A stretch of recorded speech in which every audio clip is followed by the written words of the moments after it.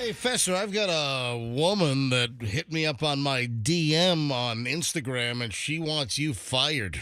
Oh, she is all aggravated, all twisted up in a knot. Okay. And it's not the impersonation you were doing of a couple of vocally challenged individuals yesterday, which I was offended by that. Oh, shut Yeah. up. All right. So what? You offend me on a daily basis. All right, folks, welcome to the MJ Morning Show. I am MJ Fester. Michelle's sitting over there. Michelle's working on her Diddy pile. Yeah. The trial and review from my attorney and wife, Michelle, coming up a little later on. Yeah. So we're not going to spend like an hour's worth of analysis time, but, nothing but the hits. Kind of like a best of with the Diddy trial and, just some of the details coming out. It was a big day yesterday in the trial. Yeah, a lot of crap yesterday with the whole Diddy situation. Hey, I am looking forward to giving away $1,000 in a few minutes. Yeah. It is now Wednesday here on the MJ Morning Show, and that means that we will give away another $4,000 today. We gave away $4,000 on Monday. We gave away $4,000 yesterday on Tuesday. We'll give away another $4,000 today, then tomorrow, then Friday, and then we kick it all up again next week, and it's another $20,000. So it's the $40,000 MJ cash giveaway. We're calling it the ATMJ, thanks to the Kemp Law Group. Yeah, they're bringing you this thing, too. So witty. How about that? You like the ATMJ? ATMJ. All right, so someone's going to win $1,000 in a few minutes. We're giving away $1,000 every hour. This is all local. It's only Q105, 104.7 FM, MJ listeners. Every hour for 2 weeks, 6, 7, 8, and 9 o'clock hours. The show's 4 hours long. We're giving away $1,000 every single hour. And the first grand for today will happen sometime this hour. I'll tell you when to call in.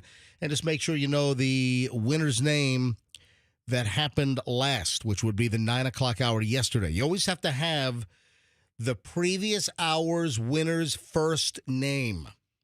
So for this morning, it's the winner in the 6 o'clock hour here. You got to know who won in the 9 o'clock hour yesterday. If you're like, I don't know who won in the 9 o'clock, well, then listen and then see who wins coming up in a few minutes. Then you can call in the 7 o'clock hour. Be the right caller, know the name, and boom.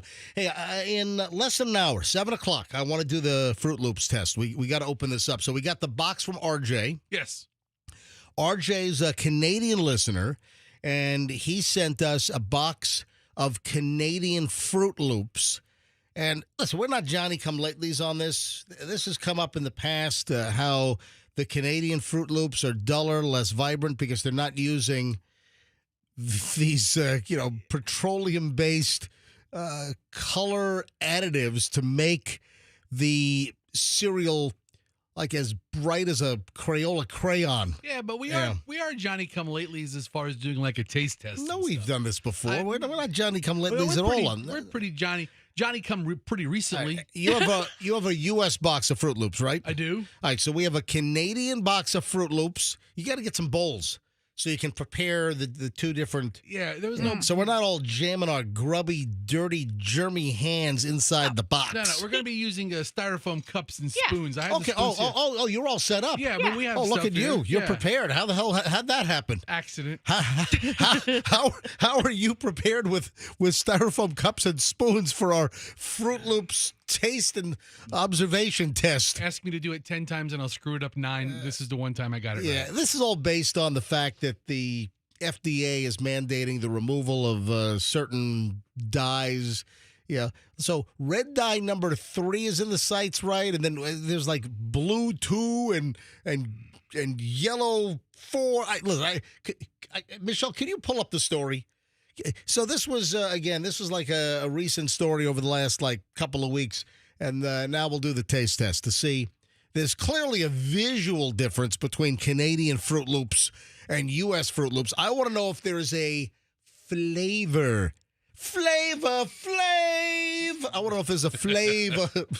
Flavor diff? Who's really behind the push to ban these dyes in food? Who's the official? Oh, this has been going on for a while. Yeah, but who's really pushing the envelope now at this time? I think it's RFK Jr. Really? Don't say. Is he here? I don't think he's here yet, but he might come up for the taste demonstration. Oh, awesome. Yes. I can't wait. Yeah. Neither can I. I want to see if there's any flavor difference. Flavor! That's what I want to know. Is there any difference in the flavor? That's what I want to know. RFK's a big Flavor Flav fan. Hey, I got to see. I remember people were, one guy was incensed yesterday when you were making a joke with RFK's voice. Really gets a load of today's show. But then we've got a listener named Stacy, and it's not racy Stacy from Largo. She doesn't want me fired. This is a different Stacy. She wants me tied up. Who wants you fired, but I got to figure out what the hell she's talking about. Hey, did you see the dog drama on my Instagram? We got to get into this later on. Folks, if you don't follow my Instagram, you should, because you never know what's going to pop up. I don't know what the hell's going to pop up on my Instagram. We're driving home. Let me give you a little teaser. I'm going to give you a little warm-up, I'll give you a little treatment here, and then we'll get into the full story next hour, 7 o'clock hour. Michelle and I are driving home yesterday. We're on 4th Street North. We just passed, the Winn-Dixie. We're headed toward 275, headed toward the Howard Franklin Bridge. And I'm driving, 55 miles an hour. It's the speed limit in that stretch, 50, 55, something like that. And I look over, and I see 2 dogs just walking. And then I'm like, all right, sometimes the dogs lead. The owners are in the back. These are sometimes, like in my neighborhood, there are people that walk dogs without a leash. And there are some dogs that are just obedient as can be. And they listen to commands. They stay with their owner or, just slightly ahead. Like with our Jack Russell Terriers, you cannot do that. Our dogs, if they see a squirrel, if they see a lizard, it doesn't matter what you say. It doesn't matter. You have a giant 16-ounce ribeye that you're dangling. They're not coming. They're going after that squirrel. They're going after that lizard, whatever. So I'm driving, and out of the corner of my eye, I see these 2 dogs walking, and then I kind of look for the owner, and I'm doing 50, 55 miles an hour. I saw no owner. I said, something's not right there. And they appeared to be like little Shih Tzus, right? Yeah, these aren't like wild dogs or anything. They're Shih Tzus. Are they mixes? They were. That's what the vet said. They were like mixes of like something. Like a half poodle, yeah, half Shih Tzu. Yeah. Or what about a Lopso Opso or whatever the hell those things are called? No, that's like a. That's a lop shit. Dude, dude, you can't. I just dumped that. That's a dog. You can't say that. No, it's not. Do not say that again. How can you say? I just dumped. dumped. You can't say lop shit. No, I mumbled it. Stop I it! mumbled No, it. I dumped you again. This is now terrible. we have. No, it's not. This is awful. Now we have no delay. Shut your mouth. I don't want to talk about these dogs. Shut. Now I had to dump. I recused myself from the dog segment. So I'm driving. Dude, you can't say that word. I had to dump you twice, man. You guys have said it 3 times already. No, we have not. It's a Shih Tzu. You can say that. You can't. You just said all right, just stop. Do not say that. Stop it.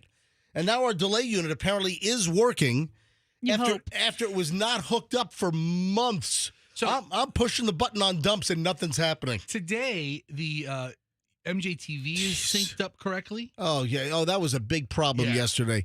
So once they finally hooked our delay unit back up after months of it being just not plugged in, apparently, or properly in sequence with our equipment, that once they hooked it back up, it screwed up the whole sync on MJTV. So if you thought some of those dubbed Japanese monster movies were bad, we were like 20 seconds off on our mouth movements. It's always something around here, man. It is always something. So we find these 2 dogs. I think they were like Shih Tzus, and we find them. And man, what a drama yesterday. Yeah, we spent like an hour. So I'll tell the whole story. If you want to see the dogs, if you want to get a jump, if you haven't seen my Instagram, Certified MJ Radio, that's Certified MJ Radio, and you can see Michelle holding the 2 dogs. Yeah, I spun the car around. We went back, pulled off on a side street near this apartment complex, and we got the dogs because they were going to get probably run over by a car. Who knows what would have happened to these dogs? There's some good puppies. Yeah, so we'll talk about our Good Samaritan deed yesterday. Coming up, 6:11 MJ Morning Show on Q105. We're back in minutes. Good morning. There are no incidents.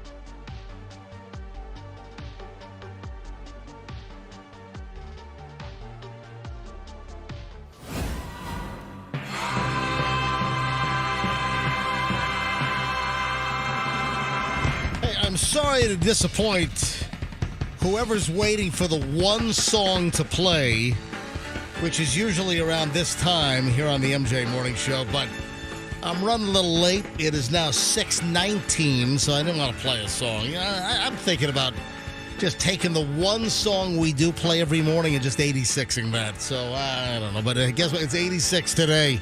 Someone's going to win $1,000 in just a bit. I'll tell you exactly when to call in, be the right caller, and know the first name of the last winner in the 9 o'clock hour yesterday, and you win the next $1,000. Simple as that. It's the ATM, Jay, spitting out $40,000 over 2 weeks, thanks to the Kemp Law Group. So yesterday, I'm suddenly bombarded in my prep zone searches with this UFO story. The most sightings in Florida for UFOs occurred in these Florida cities. And then I start seeing other states. I don't know what this dump was of this data, but and then I did like a Google News search of, UFO sightings, various states, and sure enough, it's not just Florida. It's not just this story hitting the headlines, across the state from various outlets, the cities with the most UFO sightings in Florida. So then I find just tons of stories. Cities with the most UFO sightings in Nebraska. Cities with the most UFO sightings in Vermont, Alabama. So I went to Google News, and all these stories are popping up. So I don't know. It's some kind of like a real estate company or something.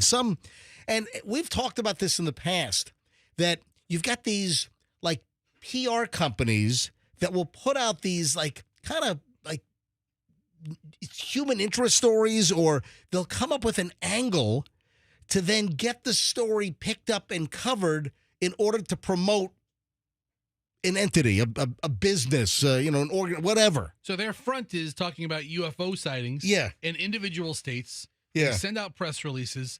These lazy news organizations pick up this story and publish it. Everyone picks up the damn thing. I just typed in UFO sightings into Google and then hit news. Look, there's Kentucky, Oregon, Alabama, Nebraska, Vermont. Like I said, it's like Minnesota, cities with the most. Hold on, stop right there. Cities with the most UFO sightings in Minnesota.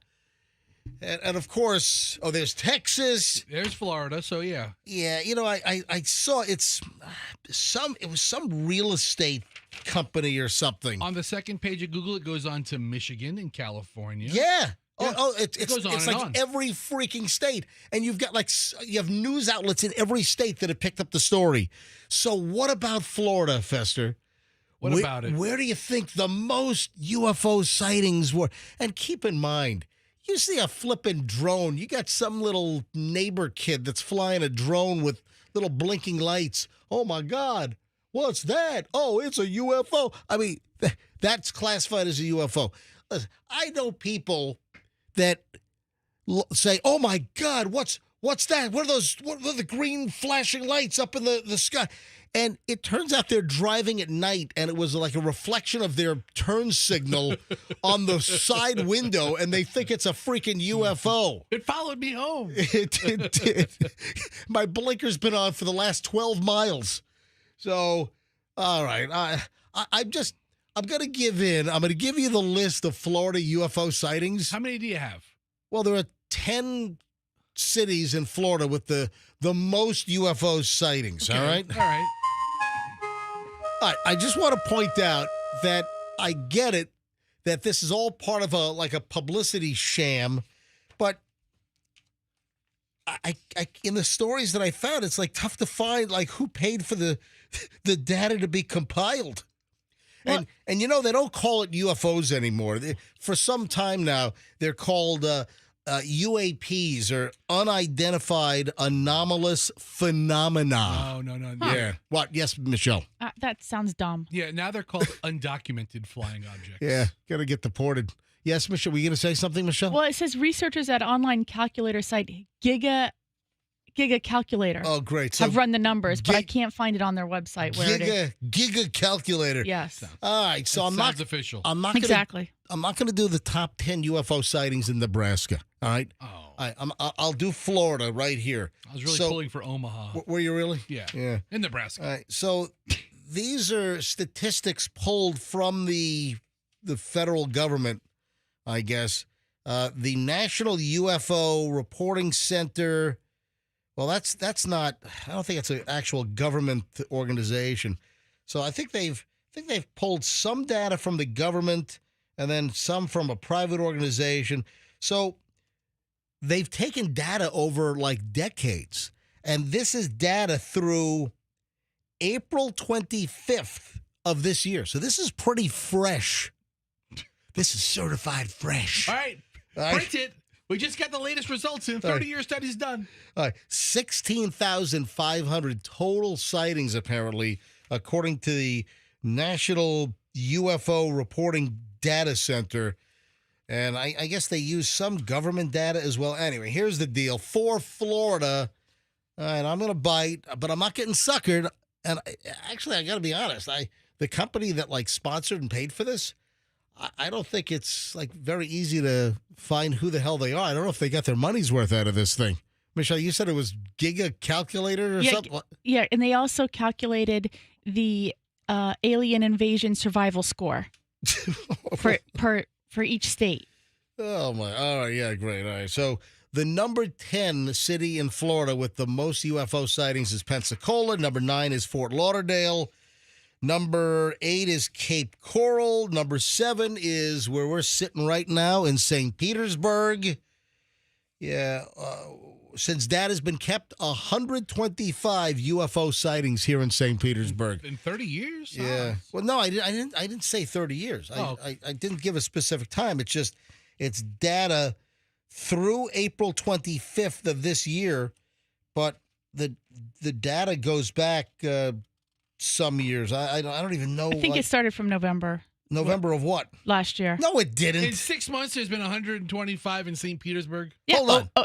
I'm looking at one of the articles right now. Florida ranks among best states for alien survival score, and here's what that means: that we have had over 1,650 UFO sightings reported to the Pentagon as of November 2024. Starting when? But wait, but what was November 2024. Oh, come on. Really? You're telling me that how many? 1,600? 1,650 UFO sightings reported to the Pentagon as of November 2024. How do In you Florida. call? You just call the Pentagon main number? Pentagon, hello. All right. Hey, Fesser, Thank you for calling the Pentagon. Look up the phone number for the Pentagon. Just look that up. Go to Google and type in phone number for the Pentagon. I know there's a phone number for the White House. It's like 202-456, like 1414 or something. Yeah, here's the Pentagon's number. The Pentagon. 703-545-6700. Yeah, look, the Pentagon's in the 703 because it is in Virginia. Thank you for calling the Pentagon. Yeah. Pentagon, please hold. Pentagon, please I hold. want to see what happens if I call the Oh, let me finish the list for Florida. So where did I leave off? St. Pete was number 7. The number 6 most UFOs sighted in Florida were Naples. Number 5 is Sarasota. Number 4 is Tampa. Oh, great. Number 3 is Jacksonville. Yeah, Jacksonville's a goofy town. It is. It really it is. really Number is. 2 is Miami. And the number 1 city in Florida with the most UFO sightings with this crock of a story is Orlando. But don't you want to know how we're going to survive? Well, I think the bulk of those are from Space Mountain. Yeah, seriously. Disney puts on a drone show every night now. Yeah. All right. Oh, We're geez. number 6. Say it again. We're number 6 in the survival. Okay, so see, All right, situation. hold on. Explain that part to me. Florida is ranked among the most likely to survive an alien invasion, placing sixth and scoring 7.55 out of 10. Oh, yeah. And you know what they take into account? what? The percentage of our state covered by water, by forest, and by caves. We have a lot Virginia's number 1, we have a lot of because of the caves in So- Virginia. but also because I guess presidents live there or prior presidents live there. So you're most likely to survive a UFO alien invasion in the state of Virginia. Yes, they rank number 1 according to Giga Calculator. I think there are more presidents buried in Virginia than live in Virginia. Maybe I want that's to it. know what happens if you call the Pentagon right now. Yeah. That's what I want to know. And heads up, we'll go to phones here in a bit because we will give away the $1,000 in just a few moments here. So if you want to win $1,000, keep listening. Let me see what happens if we call the Pentagon. Also, Virginia has a high military force per 1,000 people. That makes sense. So Seeing as how they're the home of the Pentagon. I guess think of what is that movie from back in the day with Matthew Broderick? no. Calling Pentagon 411 support. Ooh, Pentagon 411 Yeah. Your support. call may be recorded for quality purposes. Yeah. Please wait for the next available agent. Oh, wait a minute. It's going to be a live answer? Yes. You think our defense headquarters doesn't take live calls? You don't think they want to get you to the right people? You know what? Hey, Andrew. And I'm going to call back, and I'm going to put it on hold. They don't wanna and talk to you. I want to see if... Well, They don't wanna how talk do to you know? The Pentagon does not want to talk to a How do wacky radio morning show. How do you know? Hold on a second. Let me dial back. 1-703-545-6700. All right. What if I want to report a sighting that I spotted, like an unidentified... Pentagon Here we 411 go. support. Your call may be recorded for quality purposes. Right. You Please want, wait for the next available agent. do you want Andrew recorded? Andrew, all right, pick up line 2 and see if the Pentagon is a live answer after that recording, and see if they can talk to the MJ Morning Show about a UFO report. Tell them we're taxpayers. We pay their All salary. right, Andrew said it's ringing. I think he got a live answer. I think he got. I want to report something that I saw around Uranus. Yes. Yes. Do you take UFO sightings for Uranus or just the planet Earth? All right, Andrew's talking to somebody. The Pentagon picks up at 6:30 in the morning. The Pentagon actually picks up. I imagine they have a 24-hour. All right, so hold on. They'll talk to us. All right, fantastic. Hi, this is the MJ Morning Show down in Tampa Bay live. Good morning. How are you? They hung up. Didn't you hear? I heard the click as soon as you picked up. Hold on, Andrew, put your microphone on. They said they'd talk to us and then they hung up? I asked if they'd speak to you. They said yes. I told them it was WRBQ and they'd be speaking to MJ. I put them on hold, and you know the rest. Did it sound like it was outsourced to a call center in India? No. All right. Yeah, I don't know if the Pentagon wants to have their calls going. Anyway, UFOs, and this is just like a clickbait story. Give me a break. 6:32 at the MJ Morning Show. Hey, an awesome pile of morons in the news is next. Also, got to give away the $1,000 sometime in the next 28 minutes because the 7 o'clock hour is coming at us fast. 6:32, so I got a feeling we'll give away the $1,000 in mere minutes here on the MJ Morning Show on Q105, 104.7 FM.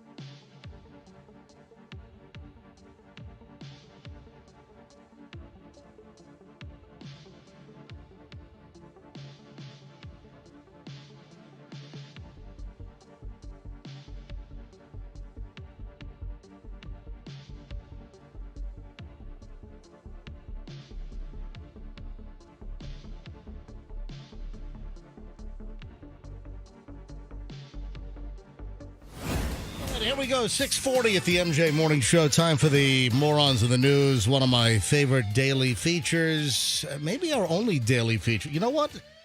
Yeah, Morons in the News is like the only daily feature that we do like every day at the same time here on the MJ Morning Show. Look at that. So I guess it would be my favorite daily feature if it's our only daily feature. You don't have a big choice. Yeah. Also, we got $1,000. We'll give away that in just a few minutes here on the MJ Morning Show. The Great Fruit Loops Taste Test is coming up in the next segment.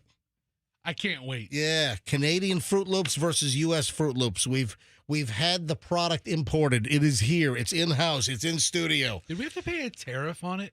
It's a good Fruit Loop tariff. Is that Loop tariff. exempt? I don't know. Is it? Was it made in Canada? I don't know. That's a very good point. You What ready? is made in America, then sent to Canada, then sent back? No. These are made in Canada. Okay, All right, I don't first know. of all, the first Morons in the News story has to do with the Olympics. Wait a minute. We're not in an Olympic cycle right now. No. So what is the first Morons in the News story having to do with the Olympics? Oh, my God. An Olympic gold medalist has been busted in a prostitution sting in Ohio. Man. Were they the customer or the prostitute? No. They were the John. Okay. They were the customer. Oh. Olympic gold medalist and former Ohio State wrestler. Yeah, he was doing some wrestling, all right. Mommy, Daddy, what are you doing? Oh, we're just wrestling. It's not one of the excuses that when like a little kid walks in on parents that are doing it. Isn't that one of the things? Not that I'm aware of. I mean, I How don't about know. you, Fester? What did you use? Yeah. I don't know if that ever happened. My wife is like, I have to give him CPR. Look at him.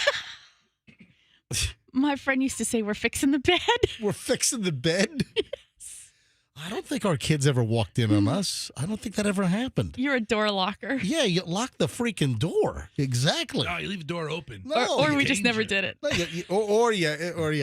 yeah. Chloe and Julian were immaculate conception, right? Absolutely. Or somebody else. No, Oh, gross! I'm kidding. I'm joking. Both are All right, working theories. So, all right. So listen to this: Olympic gold medalist Kyle Snyder arrested last Friday as part of a prostitution sting. 29 years old now, was one of 16 men who were charged during a sting operation on the north side of Columbus, Ohio, and it was conducted by the Columbus Police. According to Columbus, Ohio Police Sergeant Joe Albert, the department posted ads for escort services on the internet in an attempt to bust those looking to engage in prostitution. Oh, man. Snyder allegedly called and texted police around 8:15 p.m. on Friday upon seeing the online ads and later arrived at a nearby hotel to meet up with what he thought was a legitimate prostitute. Well, listen. When he arrived, cops said he paid the undercover officer in cash and asked for a particular act before he was arrested for engaging in prostitution. He was written up, given a citation, released from the scene, so he's got to make a court appearance. So he wasn't cuffed and stuffed. No, they did not. I guess they released him at the scene. No, that's what he was hoping to do with the prostitute. But Cuff when and you stuff. watch, listen, when you watch episodes of Cops, wasn't that good, Fester? It was pretty good. All right, no, that's a pretty good. That's a joke. That's a good joke. All right, well, all right. You walked over it. No, well, all right, listen. In like episodes of Cops, I've seen where they're cuffed and they are taken downtown. Yeah.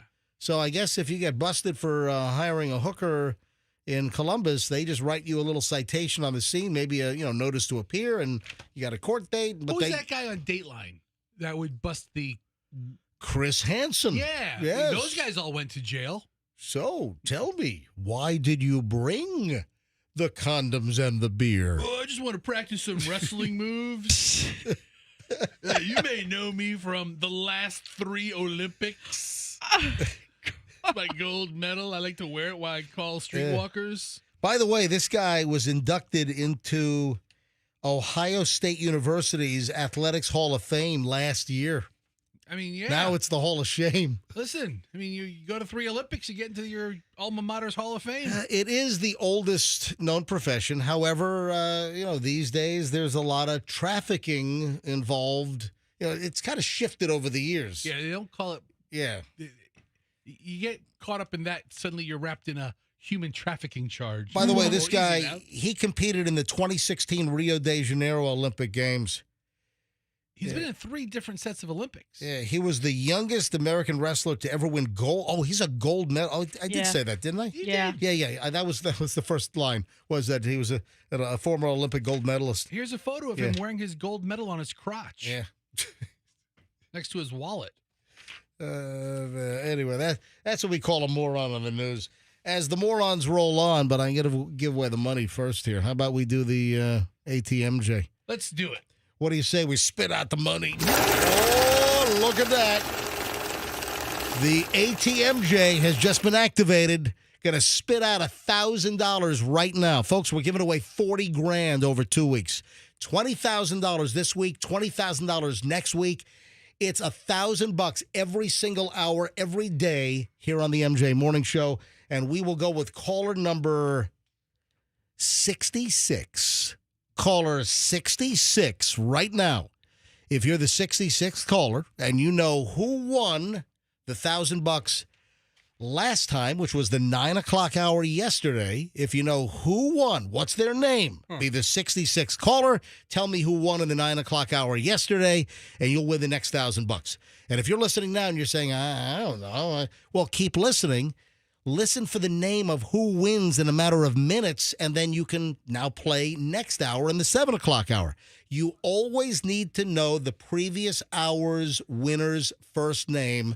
Be the right caller, and you win the next $1,000. We're going to take a call live. We'll take caller 66 live in moments here on the MJ Morning Show.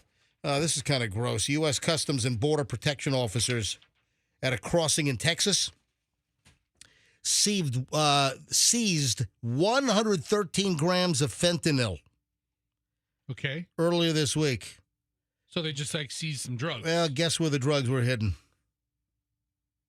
Were they Keystone? Nope. Other side. Front side.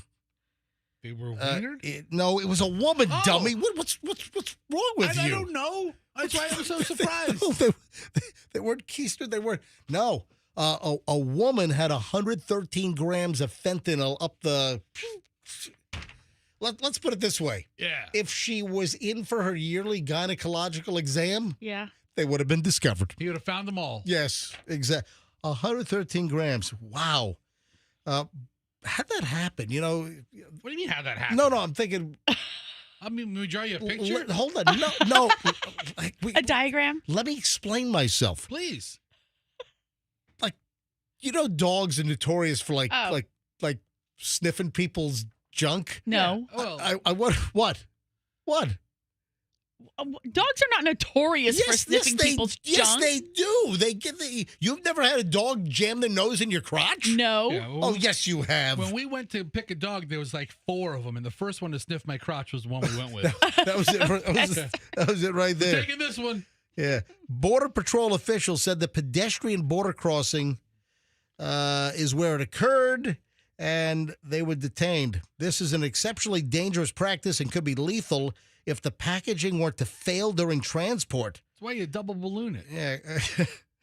It's best not to engage in smuggling activity, Oh, thanks. but especially in this form, meaning the fentanyl jammed up the hoo-ha. How did they All know right. to investigate that part of her? Well, that's what I'm saying. Did a drug-sniffing dog, go in for the typical crotch sniff and then got an extra special, fentanyl scent? Oh, you didn't say drug sniffing dog the first time. That's what we don't know. So- According to the federal officials, border agents selected the woman for secondary exams just before 3 a.m. During the inspection, officials said the woman told officers that she did have a foreign object concealed inside her, but I don't know. But they usually have dogs there at the border crossings as well. All right, so the metric Yeah. system makes her sound like a really, really crazy large amount drug dealer. 113 grams. Mm-hmm. It's only like 4 ounces. Yeah, but still, that's a good amount, jammed up Like a there. small, anyway, small pack of Tylenol. I mean, wasn't she worried about it? Like, Popping? yeah. well, that's what the border official was saying, that it's dangerous. What if there was listen? It's like the folks that smuggle cocaine Yeah. in condoms or balloons by swallowing them. Right. If that stuff bursts, you can die. Let me grab line 5. Hi, good morning. Who is this? Crystal. Crystal. This is Yeah. great. We got Crystal Meth is on the phone. We're talking about fentanyl. Exactly. Chris, that's amazing. Yeah.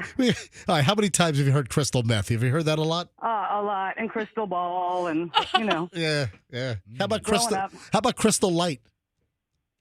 true now, nowadays. The drink powder, Crystal Light. They still make that crap. You know what? It was my grandparents' favorite drink. My dad was addicted to that All crap. of them. Loved them. Yeah, Zero the calories. raspberry. I'm surprised my dad only has like heart issues and not like brain cancer from the amount of Crystal Light that he ingested. Yeah. Hey, Crystal, you're caller 66. Awesome. Yeah, let's make it really awesome. If you know who won the $1,000 in the 9 a.m. hour yesterday, the last winner, what was their first name? Debbie. Yes! $1,000! Whoop, whoop, whoop, whoop, whoop. Hey. Crystal, where are you calling Yeah. from? Well, we're usually from Tampa, but we're RVing. We're out in Williamsburg, Virginia. Oh, this is fan. So you're listening on the app. You're listening to streaming. Well, we're watching you. You're Watching you on TV. You're watching MJ. Oh man, Oh, I my tell you. God, it's fantastic. Did you watch yesterday with the sync problem? Yeah. Oh my God, Yeah, yesterday. Yeah, well, we're working. We were working also, so my back is to the TV, so I have to keep turning my neck to see you. Wow. All right, so Crystal, where in Tampa do you guys live? Like town and country area. Awesome. Near West Case. Oh, that's Yeah. fantastic. So you're up RVing in Virginia. You said Williamsburg? Yeah. Oh, that's Yeah, our son and daughter-in-law live out here, so we're going to visit them and do some, historical touring around. That's fantastic. Anyway, Crystal, you got $1,000. Thank you for listening That to the is MJ awesome. Morning Show. I'm going to put you on hold. Andrew's going to pick up the phone. He'll give you all the information on how to grab your grand when you get that RV back down here to Tampa, okay? Perfect. Awesome. Thank you so much, y'all. Have a great day. You have a great day. Look at that. First 1,000. amazing. That's great. Is that our first winner that was like on a pseudo vacation Yeah. and still called back to win a prize? I don't think I've ever heard that before. That is absolutely fantastic. All right, so Crystal. So, folks, you got to know her name. Next hour, it is 6:53. We're 7 minutes away from starting the 7 o'clock hour, and we'll give away another $1,000 next hour. Just be the right caller and know who just won. Know her first name, and you could win the next $1,000 in the next hour or so here on the MJ Morning Show on Q105. All right, I'm excited. We are going to do the U.S. Fruit Loops versus Canadian Fruit Loops taste test. The color is different. And, of course, this is all coming about because of the demands of certain U.S.-used food dyes and colorings to come out of certain products like Skittles and Fruit Loops. We're going to do a taste test. A box of Fruit Loops have been sent from Canada, and they are different. The color is way different. We want to see if the taste is different. The Fruit Loops test is next on the MJ Morning Show here on Q105, 104.7 FM. If you have an air conditioning problem, just stop right there.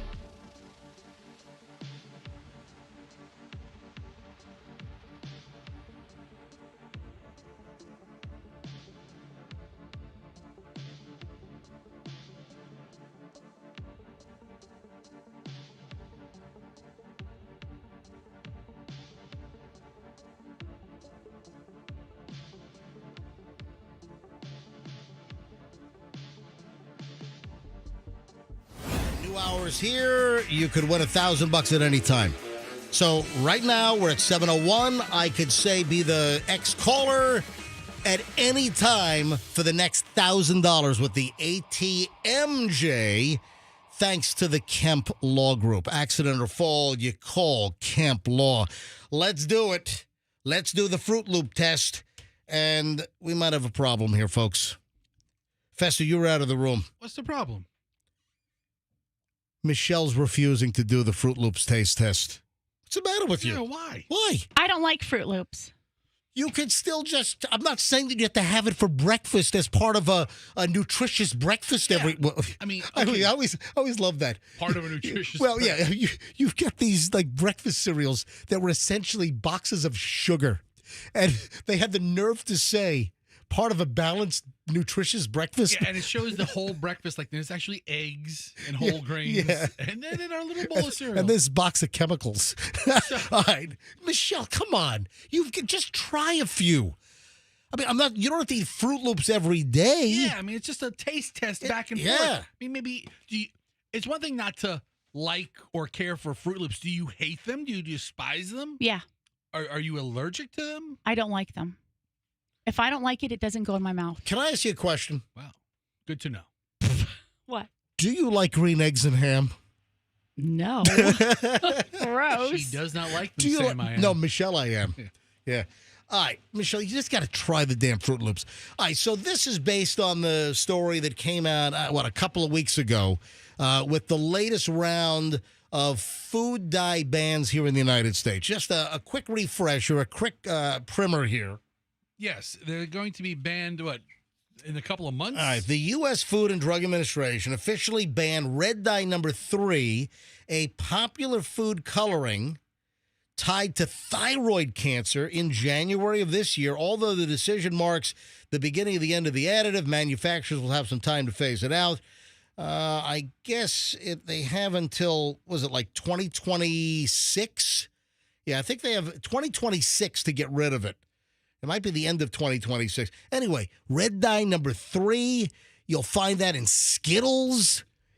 You'll find it, just a lot of things have red dye number 3. But also, they're talking about banning some of the yellows and blues. There's orange B. Red dye number 2 is on the chopping block. No, red dye number 2, I think that's been out for a while. We'll also start the process of banning 2 other colorants. No, that's citrus red number 2. Citrus red. Yeah, that's a whole different thing than the old red dye number All right, 2. now I'm I remember when I confused. was a kid, red M&Ms disappeared for years because when they banned red dye number 2, man, that was traumatic. Yeah, that really was. Seriously, there were no red M&Ms. If you look it up, Michelle, can you look that up? How many years were red M&Ms missing back during my childhood? My childhood was ruined. Yeah, it really was incomplete. It was terrible because red M&Ms, they disappeared. It had to be for 15 years. Just type in. In 1976, the candy company that makes M&Ms eliminated the red version of the candies from their mix. And when did it come back? 1976 they came out? I was a kid. I was 10 years old. It says it was discontinued for a decade. So 76 to 86? 87. Oh. 86. So 11 years. Oh, your formative years. Oh my! Exactly. That's why I'm so effed up. Yeah. Because the red M&Ms disappeared. All right. So here's the deal, Michelle. You just got to try it. With the impending ban of red dye number 3, they already don't use it in Canada. In fact, they don't use a lot of the artificial dyes like yellow number 2 and blue number 3. And it's really incredible. We already knew this. We already knew that Canadian Fruit Loops, and much healthier apparently than U.S. Fruit Loops, we already knew that there was a big color difference. But we're doing a taste test now, live on the MJ Morning Show, to see if there's a taste difference. Yes. Thanks to RJ in Canada, this is a box of Canadian Fruit Loops. I'm holding this up to MJ TV. Does it have like the little flag on it somewhere, or like a maple leaf or something? Oh, it actually says made in Canada. Look at this. I'm gonna hold this up right here. There's a Canadian maple leaf. Does it have like And everything? it says made in Canada. Look at that right there. Made in Canada. I'm holding it up to MJ TV. All right. Does it have like crap written in French and English on it? Oh, oui, oui, monsieur. Look at it. It has a French. Look, Oh, look inside. The prize is the croissant. look. Okay, like, seriously, look. 2 sides. There's a croissant inside. Look, Yes. Toucan Sam's on both sides. Oh, yeah. There's an English side and a French side. Oh, yeah. On the front side, he's Toucan Sam in English. On the back, he's Toucan Sam. All right. Let me pour. Michelle, you got to try. No, red dye number 2 is okay in Canada. What? Yeah, red dye number 2 remains a legal food additive in many other countries, including Canada. Yeah, Well, why the hell's that? I don't know. I think it's the citrus color red they're Look, banning. I'm looking at the ingredients on Canadian Fruit Loops, and I don't see any of the dyes. It's all like natural colors. Yeah, I don't think they're gonna Concentrated carrot juice for color. Look at that. They're using they're using all kinds of natural crap for their color, and the Canadian Fruit Loops are very muted. And I'm pouring 3 cups here. Oh, it's night and day. It's like I'll be sure. The Fruit Loops at night and day. Yeah. All right. So I'm pouring 3 cups of Canadian Fruit Loops. All right. Now let me pour 3. Fester, you only gave me. I'm missing a cup. I got a bunch of cups. Oh, jeez. I got as many cups as you want. All right. So hold on. I need one more cup here for the U.S. Fruit Loops. All right. Here we go. Now let me pour. This is, by the way, the family size. Of course, Fester bought the biggest box of Fruit Loops. It was the best per ounce value. Oh, yeah, there you go. All right. You need to make sure that all the colors are there. Like, are there green for each? Michelle, I'm pouring the box. The whole... I'm asking you to make sure that you have all the colors I'll because tell I you- think one of the colors might be missing from the Canada one. Oh, I'll tell you what. When you analyze. Yeah, on your 2 cups that you analyze, that can be your contribution. Meat. All right, let me show you. It's definitely different. This is U.S. and this is Canada, and you can see. Whoa. You can see the difference here. All right. So just for the heck of it, I'll do U.S. Just mark them.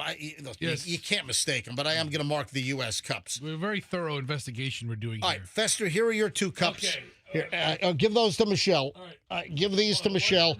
All right, there's Michelle's. 2 for Michelle. All right, Fester. Here are your Fruit Loops. There's U.S. and there's Canada. There we go. All right, I got a lot to do, so we got to get this taste test over with. Oh, is Canada a little smaller too? You know what? The Canadian one's a little smaller. Oh, no. Yeah, I wonder if that's like an obesity statement for like fat U.S. kids or something. Oh, they just eat more. All right, here we go. I'm going to try. Let me try the U.S. Fruit Loops first. So good. So fruity. Yeah. They're But very loopy. I could taste the real fruit. Did you wash your hands? No, And Fester has spoons. it's all But right. you just put your hand up to you're eating with your hand and you just put it up to your mouth. You know what? All right, I'm sorry. He has very clean hands. All right. So there's a fruity flavor to the U.S. Fruit Loops, and now hang on a minute. Here's a Canadian Fruit Loops. They're crunchier. The Canadian fruit, there's a texture difference. Do you know what I'm saying? Oh, my God. The crunch is exceptional. You know, there's a texture difference, and the Canadian Fruit Loops are crunchier. They don't taste as fruity, though. Hang on a minute. You know what? You're right. Hold on. So, This is Canada. That's Canada. Oh, Canada. Canada. our crunchy cereal land. All right, hang on. I love the Canadian national anthem, by the way. I think it's a great song. You know, flavor's similar, but there's definitely a texture and a crunch difference. Canadian Fruit Loops are crunchier than you, but it's They really are. the color difference is vast. And they're missing a color. Listen, they don't have the blue. Yes, they don't have the blue. Hold don't on, have blue. They don't have Tiny Bowl blue. No. The blue Fruit Loop. I'm telling you, it looks like toilet bowl cleaner. I think, you know what? The same color that's in toilet bowl cleaner is in the blue Fruit Loop sold in the United States. And toilet bowl cleaner is just as delicious. Man, as Fruit Loops. I got Fruit Loop spittle all over my microphone. Like you didn't know that was going to happen? I can't. So, Is there anything else in the box that RJ sent? oh yeah. So he also sent Canadian Skittles, Oh, but I think in Canada they can use red dye number 2. I don't know. Are we going to do an American Skittle test? No, but he did send Skittles as well. You send anything else? All right. So listen, there's absolutely a color difference. I think the taste on the Fruit Loops is fairly similar. Yeah. So here they are again. This is Canadian, and this is U.S. And then you can see the colors. The colors are much. I'm holding it up to MJTV, and you can see the colors are much more vibrant on the U.S. ones Canada's much because crunchier. listen, they're. Cancer part of a balanced breakfast. Carcinogens part of a balanced U.S. breakfast. I've been saying that for years. So, all right, listen, it's determined. Now you know the facts on Canadian Fruit Loops versus U.S. Fruit Loops. Are you going to make me eat both of your cups of Fruit Loops, Michi? Michelle, you had none? Uh-uh. You didn't, come on, you really didn't have any? She had observations, and she picked one up, but I'm a Cocoa Puffs girl. you sure are. Cuckoo for Cocoa Puffs. Oh, that's me. Once you go Cocoa Puffs, man. Hey, we have a follow-up. Do you remember the igloo cooler finger amputation story? I don't remember it, but I saw the headline last night. Dude, what do you mean? We talk We have about short-term memory We loss? talk about a lot of stuff. I don't remember everything we do. We did the story back like in February. Oh, yeah, February. All right, I remember everything we talked about in Quit February. being a wise ass. No, I don't remember it, but I saw the headline yesterday and the sheer number Hey, of complaints. do me a favor. Go over the features that you look for in a cooler. I like larger coolers. I like wheels on the back. Okay. I like an easy-to-grab handle. All right. I like a securely attached lid. Right. I remember my dad had a Okay. cooler with the lid came off completely, and it was always a mess. We couldn't Right. find. All right. So I like the lid with a good, strong hinge. Okay. I like a tight seal. Lately, I've been liking these more heavily insulated. Yeah, like Yeti, or what's the brand that you found, Michelle? Like whale. Orca. Orca. I knew it was something like that. Yeah. Michelle did cooler research Yeah. and bought an Orca cooler, and Michelle said that apparently it keeps things frozen even better than the Yeti. But also when I'm cooler shopping, I also look for an easy shape to pack. Mhm. You know, because you put it usually in the back of a car as you're loading up Yep. a bunch of other things, maybe for a All road right, trip. So I haven't heard you say a cooler that chops your finger off. No, I'm not. I'm generally not looking for that feature. Well, I'll ask the salesperson. all right, this is bizarre. So we did the story originally back in February because there was a huge recall that went out for Igloo coolers, one of the big brands in coolers. as far as the traditional cooler, Igloo is big. Coleman is another big cooler brand. Mm-hmm. And, of course, then you had all these expensive, like $12,000 coolers come on the market. Yes. Like the Yetis. They were the first to really bougie up a cooler. Can I ask a question? Mm-hmm. Why are there people that put Yeti stickers on the back of their pickup truck windows? Lifestyle. So hold on, you get a free sticker when you buy a Yeti cooler, and hey, I'm going to put this on the back window of my pickup truck. It's the same reason why morons put Apple I want stickers. everyone to know as I'm driving on 275 that I've got a Yeti cooler. I'm going to put the sticker on my back window. Yep. All right, listen to this.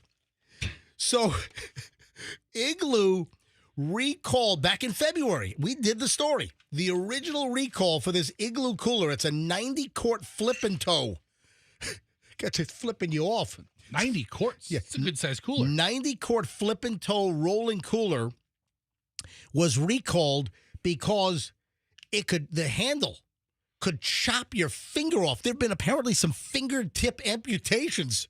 That's awful. That's what I want to pack for a picnic. Get the sandwiches in there, get some cold drinks in there, and then also lose the finger. Okay, so that really makes for a great family outing. The great irony of all of this is if you were to amputate a body part, what do you have to do? You have to keep it cold. So you can Right. put your fingertip in the cooler that just chopped your finger off and keep it cold so it can be rushed to the hospital Yeah. for potential reattachment. I've always heard that if you chop off a finger or you lose a body part, put it on ice immediately to Yeah. preserve as much of it as you can. If you're a Dairy Queen, just jam it in the ice cream. Yes. Scrumptious.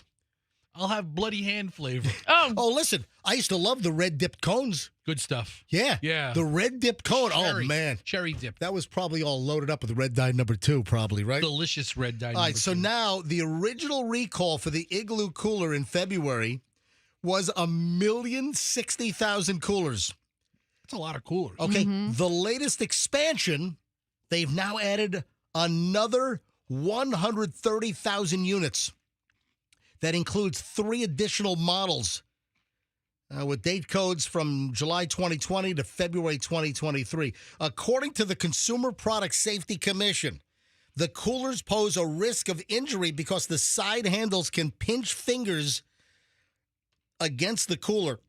And apparently there's been some amputations. Yeah, since the recall was announced in February 2025, Igloo has, since the recall went out, and this is February, Igloo has received 78 reports of fingertip injuries, including 26 fingertip amputations, bone fractures, That's amazing. Do they have like an amputation hotline? explosive diarrhea. Oh, that's okay. That's not on the list. I made that one up. All right, but seriously, the cooler that chops your finger off, bone fractures. So now 130,000 additional coolers are being recalled, sold by various retailers, Costco, Target, Amazon, and igloocoolers.com. Yeah, so stop using the recalled coolers. I mean, don't you just have to kind of be a little careful? I mean, half the people who had their finger amputated probably all drunked up. Yeah. What do you put in your cooler? Beer. Beer. Got a bunch of Modelo's in there. You know, did I see like Modelo is like one of the number one beer in the country? Yeah. Spit it out, Fester. No, Yes. well, I'm not sure if it's number one. I mean, did it beat Budweiser? Like Modelo's like the number one beer in the country. I think that sounds familiar. I think I might have read that. You don't remember us talking about it back in February? Hey, Michelle, you Yeah. are very, very lucky I'm around. Mm. What happened with an animal and me during our honeymoon in June of 1994? Might have been early July because we did go for 2 weeks. What animal encounter did I have on our honeymoon in Australia? Yeah, you went down under for your honeymoon. I remember that. And I did go scuba diving, by the way. I scuba dived on our honeymoon. Oh, I was going to guess cocaine bear attack. No, cocaine. And I didn't get speared in the chest like poor Steve Irwin with a stingray barb. Come on, what happened? Cocaine bear. BJ wishes. Dude, what the hell? Can't make What jokes. the hell's the It's been a matter? long time. What the hell is the matter Can't with make you? jokes. Too soon? What the hell is Yeah. wrong with you? Come on. He listens to the show. Yeah, he's laughing. They're 2 hours back. It's 5:18, 5:19 Oh, now. he is, Come on. he is listening on the way to He work. listens to us every morning on the way to work. You bastard. I love BJ. How dare you say What? that, you... Listen, come on, it's a pretty funny joke. All right, Michelle, what happened on our honeymoon? A kangaroo tried to punch you. Oh, yeah. We were at a petting zoo outside of Sydney, and they had kangaroos running around. And I tried to stick my hand in Mama's pouch, and she swatted me. I mean, I had like a bruise across my face. Oh, man. That's why there were like no honeymoon pictures. Because I had a big... Okay, now. So it connected with you? Oh, yeah. Thing was punching me. Oh, yeah, like a boxing match. The reason why I bring this up, a South Carolina petting zoo worker was killed by a kangaroo in South Carolina, not even Brisbane. Yeah. Yeah, not even Porpoise Spit. So, South Carolina petting zoo worker killed by a kangaroo after it stepped into the pen to roughhouse with it. Mm. Is that insane?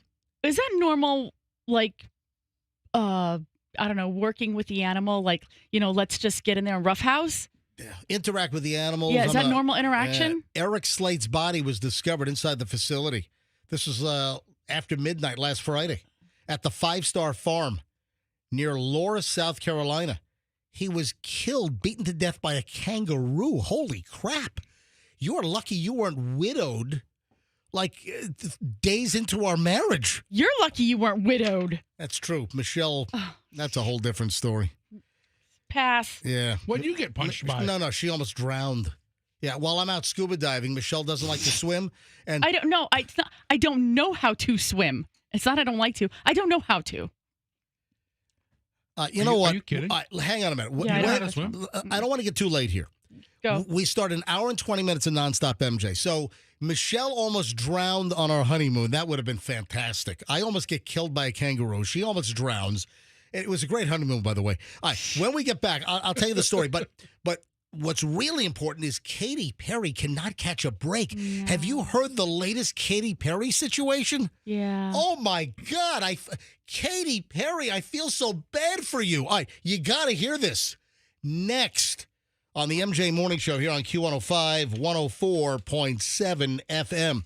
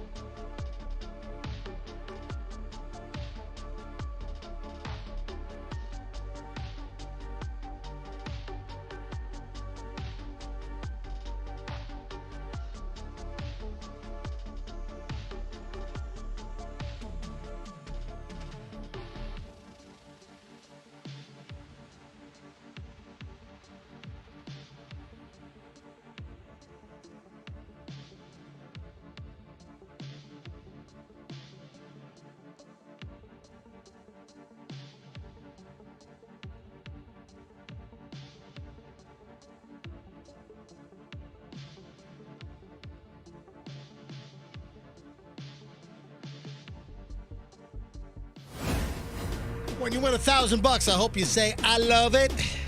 And I hope you care. All right, $1,000 on the way in just minutes. It's now 7:29. And that means we have to give away the next grand within the next 31 minutes because that's the 7 o'clock win. So $1,000 on the way with the ATMJ as we spit out $40,000 over the next 2 weeks. $1,000 every hour, every day here on the MJ Morning Show.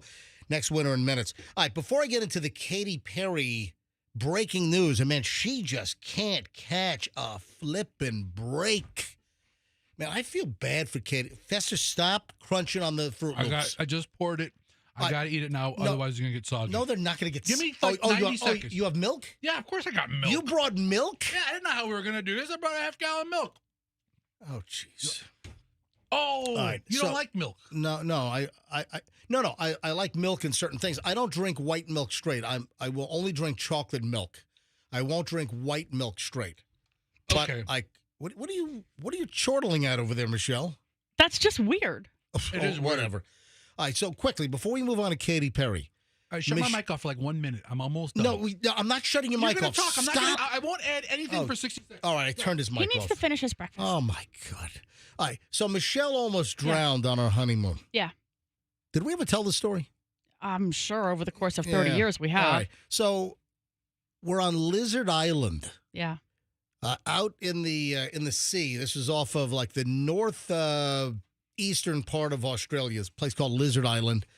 Because even on my honeymoon, or our honeymoon, Yeah. I was the giving wife and said, would you like to go scuba diving? Right.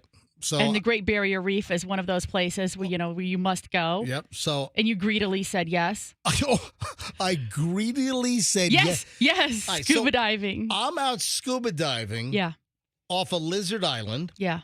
And what happened? Somebody said, hey, you ought to swim out 150 yards and see the giant clams. No, they said you should go around to the other little cove that was next door. Yeah. And, just snorkel and you'll be able to see these giant clams. Yeah, these are clams the size of like a love seat in your living yeah. room. These are huge clams. They were amazing. Yeah. I did see one or two. Yep. And almost saw the pearly gates also. Oh, yeah. Oh yeah. So what Well, because happened? they didn't, so they just assume that you know how to swim or whatever, right? So they give me the what do you call it, the fins, the flippers or whatever. Why and would the you jump into mask. the water? Why would you swim 100 yards offshore around a jetty when you don't know how to swim? They made it sound easy, like you could just like doggy paddle kind of thing. You wade your way out there. Yeah, I mean they didn't make it sound like it was deep. I didn't really understand. Did they give you a flotation device? No, Obviously the flippers, and the mask and the snorkel thing. So I went around. Guess what? If Michelle had that boob job that I wanted her to get, she would have had a flotation device. No problem. No, I've never pushed a boob job on you. You've only suggested like 8,000. No, I Exactly. haven't.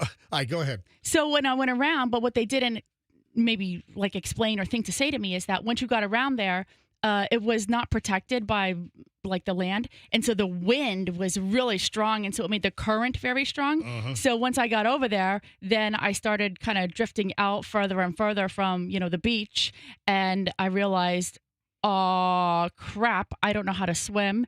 And I saw one or two of those giant clams, and then I thought they were gonna get me, and so Like snap you? yeah, Like because you don't know, like I don't know how those things Snap function. like Right. Yeah, because clams eating people. No, they do open and close. These are huge clams. All They right, were huge. all right, They- so right. let's I talk would about have fit in one. your near-death experience. So I just turned over on my back and said, "This Take is me, where God. I'm going." Take me, Liz. I mean, I'm out. Jaws is coming for me for sure. All right, so how'd you get back to shore? And So what happened is I know how to float. I do know how to float. So I rolled over on my back yeah, so do bodies. and I was floating, Right. floating.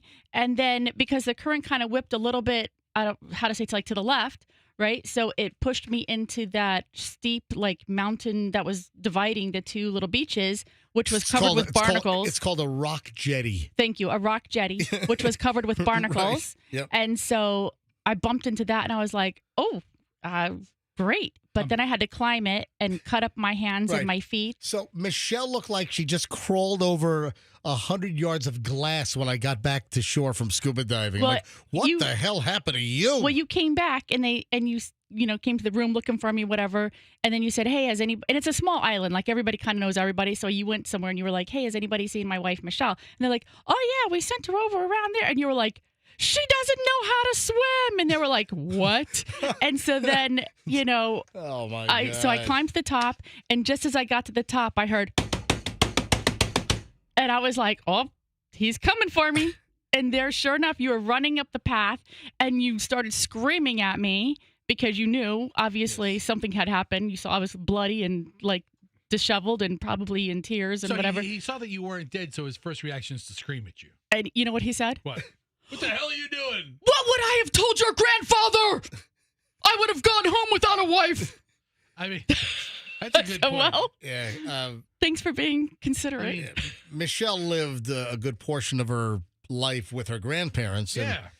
Yeah. Grandpa's super protective of his girl. And Yeah. by the way, we're going to tie Michelle's grandfather into today's show on a whole different level. Oh. Yeah, and this is not good. I'll explain coming up in just a bit. Also, the dog story.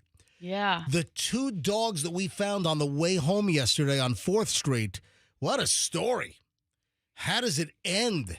I posted the video of Michelle holding these two Shih Tzus, and there's the finale to the story coming up in just a minute. If you already saw the video, then you're probably curious what happened. And this is why you ought to follow me on Instagram. If you don't follow me, I'm Certified MJ Radio. Give me a follow, because then you would have seen the video on the side of 4th Street with Michelle holding these two Shih Tzus yesterday. So what's the story? We'll tell you that in a minute. First, though, Katy Perry. Oh, and $1,000 on the way momentarily. Hold on. So Katy Perry, my God, she can't catch a break. What happened to her now? I feel bad for Katy Perry. Yeah. I mean, what really did Katy Perry do? And, the backlash from riding in the rocket. Did she fall in a wood chipper? I mean, what happened? It's so terrible that you're making such a, oh, poor Katy Perry. Oh. I guess you're done with your Fruit Loops. I got more, but Did you eat the styrofoam cup as well? I got more, but I didn't want to take up more time. I can keep eating if you want. This is the Katy Perry concert in Denver is screwed Why?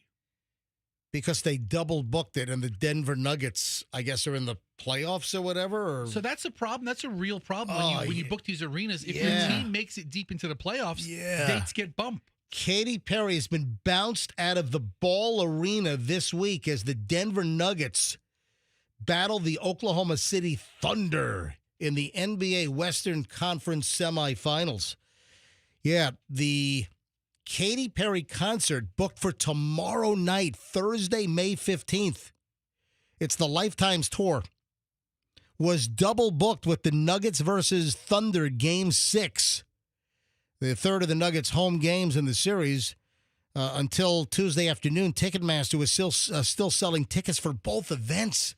How do you do that? Is there a possible elimination to where if the Nuggets Yeah. didn't win, they win Well, their tickets would be refunded? When the tour was booked, they didn't even know whether the Nuggets were going to be in the semifinals, in the hunt for the playoffs. The tour was booked 2 years ago. I mean, this is thought out. So the promoter, Live Nation, yesterday afternoon, they updated the situation by saying that the Katy Perry show has been canceled for tomorrow night in Denver, and it's been rescheduled for Thursday, July 10th at the Ball Arena.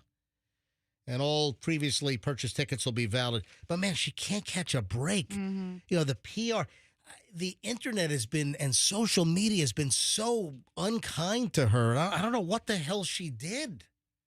Okay. I have an affection for Katy Perry because she was so nice to my daughter Chloe and Michelle backstage at a Katy Perry concert when Chloe was, like 8 years old? Yeah, I could see down at the Ice Palace. You obviously have a soft spot for this performer who a concert was canceled because of... It's cumulative. It's everything. She's gotten all kinds of backlash. The Katy Perry hate is unwarranted. I don't get it. The Denver Nuggets making their free throws has nothing to do with the Katy Perry hate. I'm just saying that she can't catch a break. Sure, it's separate from whatever internet hate she's getting over the Jeff Bezos rocket deal with Gayle King and all that crap, Lauren Sanchez. Way back in 2015, were you living in Tampa or were you living in New York? Depends. Okay. We were in New York for a little bit. What about May, June? New York. New York. Okay, because in 2015, number one hillbilly country and western act, Garth Brooks, had I think maybe a couple of concerts or at least one concert scheduled at Amalie Arena. Right. And the Lightning made the final. Oh, yeah. So the Tampa Bay Lightning, they had no idea 2 years out when they're scheduling Garth's big world tour or whatever he's doing. Garth and his black hat got booted? Yeah, Garth is out. I mean, and what'd they do? They played the hockey game. No, I'm talking about did they reschedule Garth or was just canceled? I don't think so. I think because the whole concert. Hold on, Andrew. What happened? Andrew, our producer, knows. What happened? It didn't get, the concert didn't actually happen. All right, can you please put an English language sentence together, please? Help us out here. What? Say it again? Concert didn't happen till years later. All right. It wasn't even a makeup for that concert. It was just another tour. I mean, he never came back to Tampa on that tour because the Lightning hit a couple of, slap shots. They made it to the finals. Wow. And listen, Andrew, I'm just joking with you. I love you, man. Was that the year they lost to the Blackhawks? I don't think we need to get that in depth here. For the hockey fans, we do. All right, let me get to the dog story. I just feel so bad for Garth Brooks because he's such a nice guy. Mm-hmm. Just Me like too. you for Katy Perry. Oh, my heart goes out to him.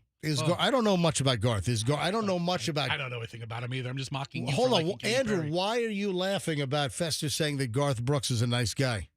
He just loves him so much. Garth Brooks can't catch a break. He really can't. I mean, such tough times for Leave Garth alone. And you know what? I mean, who was the country guy that was caught cheating? All of them. I don't know. I don't know. No. Did Garth Brooks get in trouble for something? Garth Brooks had a wife. Yes. And then he cheated with Loretta Lynn or something. Was there a Me Too? No. Who? Somebody like Loretta Lynn. Or he was accused of some kind of sexual assault. All right, that's right. So he was part of the he's married to Trisha Yearwood. Oh, yeah. There was a Me Too thing, right? No, 2024, just last year. Okay, all right. I thought there was some country guy was caught up in a Me Too deal. All right, I'll get to the dog story in just a minute. We'll give away $1,000 in just a couple of minutes. So keep listening. We'll tell you when to call in. Hey, how about that fire at St. Pete Beach at the Public Shopping Center? Yeah, man. The Dolphin Village Plaza? They thought it was out, and then it comes roaring back? My God, talk about a nightmare. This thing went to a 3-alarm fire. Holy crap. Send everybody. Hold on. 3-alarm fire. We need a 4th alarm. We need a 5th alarm. Everybody, hurry. What's the name of the damn shopping center? Is it Dolphin Village? Yeah, Dolphin Yeah. Village Shopping Center. Yeah, man. Yeah. That's been there forever on the St. Pete Beach. Yeah. I guess the CVS was on fire first, Mhm. and they gave the all clear. Yeah. And they left. And they're like giving each other high fives. Good job there, Pally. Well, we put out the CVS fire. Let's go get some beefsteaks. And then they leave. And then, like an hour later, Mhm. the Publix is ablaze. Listen to this. This is a clip from a live shot at 5 p.m. on Channel 8. So this is some reporter on Channel 8, 5 p.m. yesterday, talking about the fire at St. Pete Beach in the shopping center. Keith, Jen, we've spoken to several people who detail the panic of running as soon as they saw the black smoke. I'll step out of the way to give you an update on this scene here. We're seeing white smoke at this time, and any firefighter will tell you that is a good sign. Yeah, it means they have a new pope. Yep. Yeah, so as soon as you have the white smoke, you got a new pope. So we got another new pope now. The Pope of the Publix. The Publix, the pope. Pope of the Publix. So that's true. So black smoke means that, man, that booger's on fire. White smoke means that the fire is being extinguished and the fire's out. So just like the Pope selection. Black smoke bad, no Pope. White smoke good, new Pope. Okay. Today, we will use the pub sub as the Eucharist. Instead of wafers. Everybody take a bite of the All right. chicken tender So, sub. man, I feel bad. I feel bad for all the people that have jobs in the shopping center. You got a That bunch of sucks. businesses affected. Yeah. And I feel really bad. But the fire started like in the ceiling or like a dead space in this CVS, and the firefighters on the roof, and they're like trying to smash through the roof with those metal poles, whatever they call those things. They call them metal poles. Thank you. And then it spread to the Publix. I saw a report this morning. We're unsure if the Publix is going to reopen today. I don't think the Publix is going to reopen today. Did you see the whole, the sign burnt to the whole front facade? What do we have? I want to get the latest here. So nobody was injured, so yeah, we could kind of... Luckily, nobody was injured. I feel awful for the people that work at these businesses or the owners of some of these businesses. Yeah. Yeah, there's a Publix in there, but Publix can handle it. They can absorb it. There's a UPS store. Those are generally, independent franchises. Swim City. What do they do in Swim City? They just stand on the side. They There's a don't do anything. Verizon store. I don't know if it's a franchise or if it's a corporate store. Playa Bowls and Zenshi Sushi. Those are all going to be small businesses. I feel bad. Hopefully, it's the Dolphin Village Shopping Center. St. Pete Beach, man, they can't catch a break. And on that little islandy area, I believe that Publix is the only supermarket that serves that area. So that if the Publix is going to be closed for a while, that's going to be a pain in the ass as far as getting food. But, wow. All right, on to the dog story. 7:45 here at the MJ Morning Show. And then we'll give away $1,000. Who's going to be the next $1,000 winner? Is it going to be you? Make sure you know who won the 1,000 last hour. Just need the first name and be the right caller. Michelle and I are driving home. Michelle, what would you say? About 10:07, 10:05, 10:15, 10, somewhere in that vicinity. Yeah. Mm-hmm. It's a little after 10 o'clock yesterday. We're headed home. We are headed north on 4th Street. We're just passing the Winn-Dixie, which was not on fire, by the way. We're just passing the Winn-Dixie. And then as I'm tooling along, it's like 50, 55 miles an hour in there. And we're heading toward 275 North, the Howard Franklin Bridge. And out of the corner of my eye on the right side, I see these two little dogs just walking around. I'm like, all right, where's the owner? And I did all this like in a split second. Because if you see dogs walking ahead, a lot of times the owner is behind and the dogs are obedient. I mentioned earlier that there's no way in hell we can do this with our dogs. Our Jack Russell Terriers, forget it. They cannot be off a leash. And even if they're on a leash, they will snap the leash in half to get after a squirrel if they see it. So I see the dogs, then I see no owner. I'm like, holy crap. And I say, Michelle, there are two dogs walking there. And I identified them as, I think they're Shih Tzus. And I said, Michelle, holy Shih Tzu. I said, we got two dogs and there's no owner. So Michelle's like, turn around. So I make a Yui. What was that, like at the 7-Eleven, right? Mm-hmm. So the 7-Eleven, what is it, like 118th or 116th on? I make a Yui, go back around, and then I pull into, was it the Windward Apartments or something? Or Yeah, one of the apartment Yeah. complexes So over there. I pull into their entrance area, and the dogs are just walking down the sidewalk. So Michelle gets out of the car, and Michelle, the dogs didn't run. Explain what you did. No, I just coaxed them over. You try to use all the same words that you think you like. What do you use with your dog? Do you want? Hey, little cutie, come No. here. You want a little treat? You want a sausage? No, Okay. we use look what I got. Right, then our dogs come running. Oh yeah, generally our speaking. dogs. So except if it's squirrel time. Exactly. Yeah. So, you try to use those things, and I'm like, look what I got. I have a little something for you. Would you like it? You try to think about all the words. So the little white one came over, and I was able to get him pretty quickly. And then the little black one followed a little hesitantly. They were just exploring. They were just having a good old time up there in the bushes. They were out and for a stroll. These yeah. are some cute puppies. Yeah. But They they're were not- so cute. They were. So the video of us finding the dogs and Michelle lassoing the two Shih Tzus, and then Michelle is holding the two dogs, one under each arm, and I shot an Instagram video. If you want to see the video, if you haven't seen the video, it's on my feed. It's on my Instagram. You should be following me. If you don't follow me, you should be. Could have got a jump on this and seen it yesterday.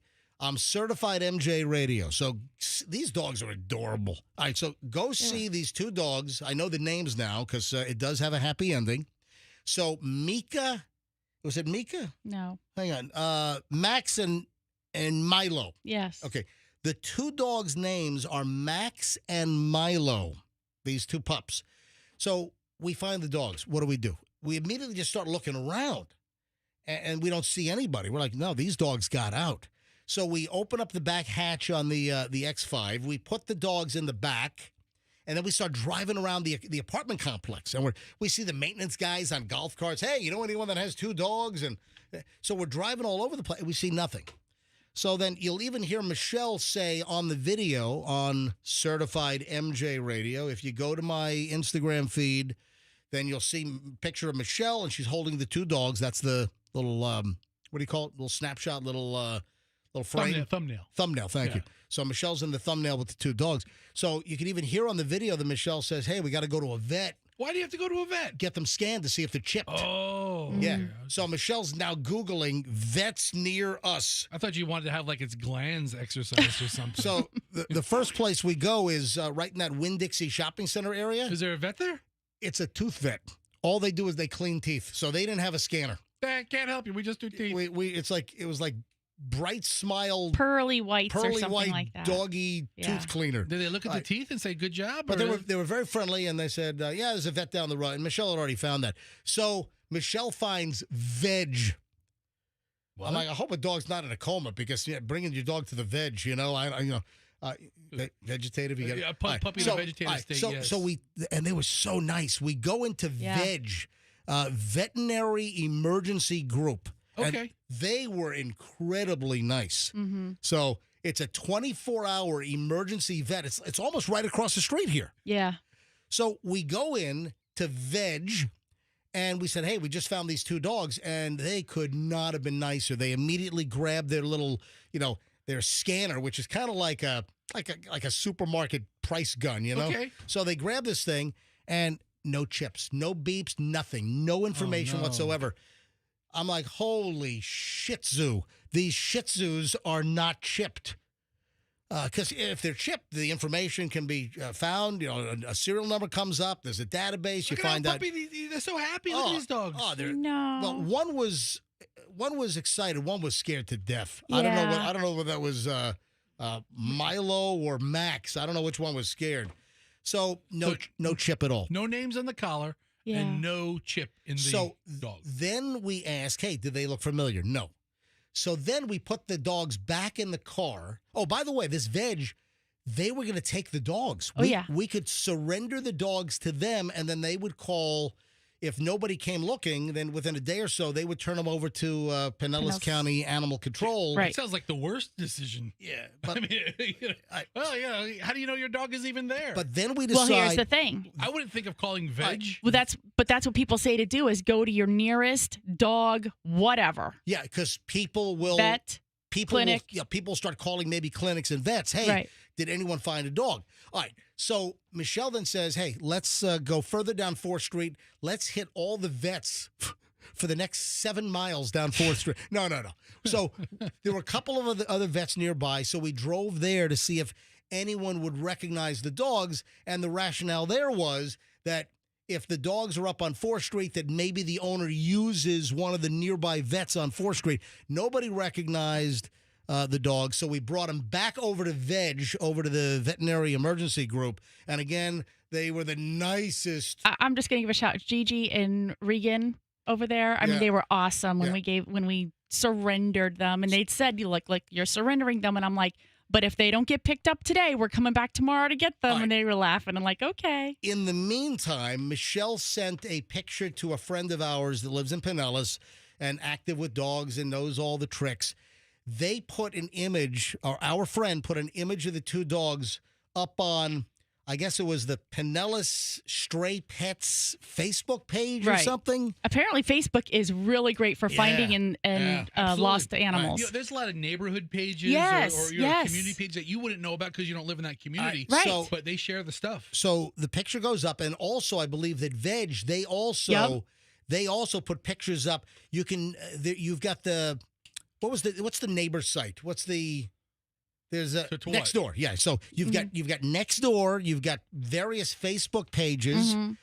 Anyway, the owner, I guess, saw the posting, discovered their dogs were gone. Now, I tried to get the owner to come on the show, but they're a little radio shy. So, or maybe they're in the witness relocation program.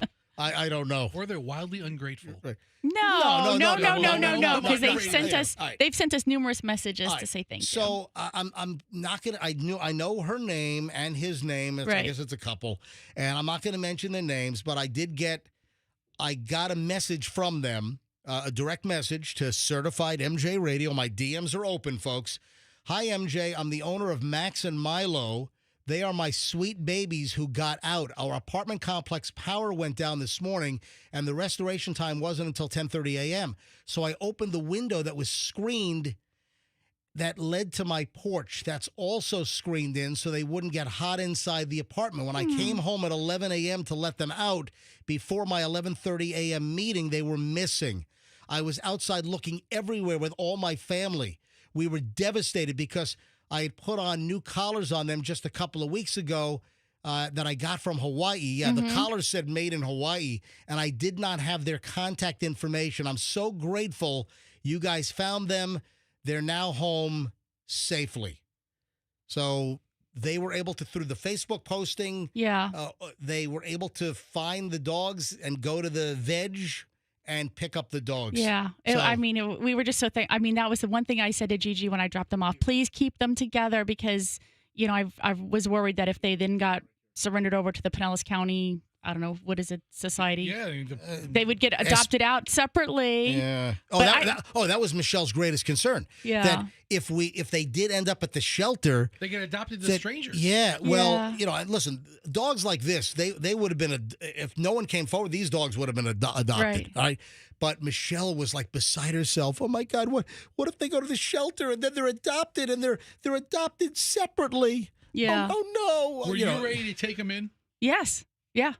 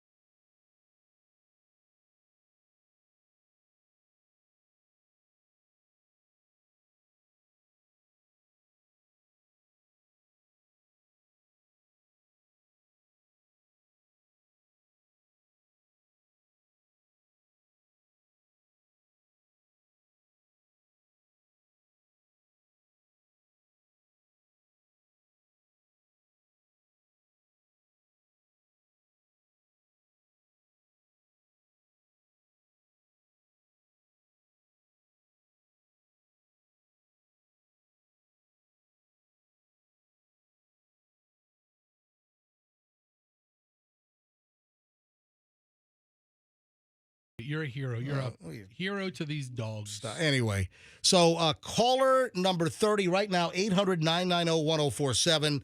Andrew will have caller 30 in just a matter of moments. We'll take the call live and give away the next $1,000, and then we'll move on. But listen, those dogs are lucky. The owners are lucky that listen, I saw the dogs out of the corner of my eye. Somebody else could have seen these adorable, kind of youngish Shih Tzus and just taken them. Yeah. You know, people steal dogs. Yeah. I mean, the vets even told, like, when we were trying to find out, if anybody recognized them, they were like, they are so well taken care of. Their teeth are in good shape. They've obviously been groomed and taken care of. The concern was, like, maybe they were dumped, and absolutely not, right? Like, we just knew they had escaped somehow, and, thankfully we saw them. Oh, it might have been the I Love St. Pete blog or message board. Well, a bunch of these blogs share posts from other things, and you don't know which one's going to make the first contest. You post to social media right away. Everyone's got different localities have different message boards. The real winners, your Instagram followers. Yeah. If you want to see the dogs, folks, if you want to see these adorable dogs, go to my Instagram. Please go. Go see these two Shih Tzus. Go to Certified MJ Radio and give me a follow. If you want to see these two lost dogs exploited for content? Oh, stop it. Aww. Content. It's really all right, 7:58 at the MJ Morning Show. Hi, good morning. Who's this? It's David. Hey, can you? Andrew, I can't shut off the freaking Mariah Carey music. I can't even see it. It fell off my board. Hold on, David. Can you shut it off? All right. So, David, where are you calling from? Port Richey. David in Port Richey. David, why are you calling the MJ Morning Show right now? I'm trying to put that password in for the ATMJ. Oh, yeah. You'd like $1,000 to be spit out into your hand from the ATMJ, right? Yes, sir. Your name is David, you said. David. David, you are caller 30, so you're halfway there, living on a prayer. David, who won the $1,000 last hour? First name. I'm going to look into my crystal ball. And the name is? Crystal. Bam! $1,000 is yours, David in Port Richey. Yes. Thank you, Stacy Kemp.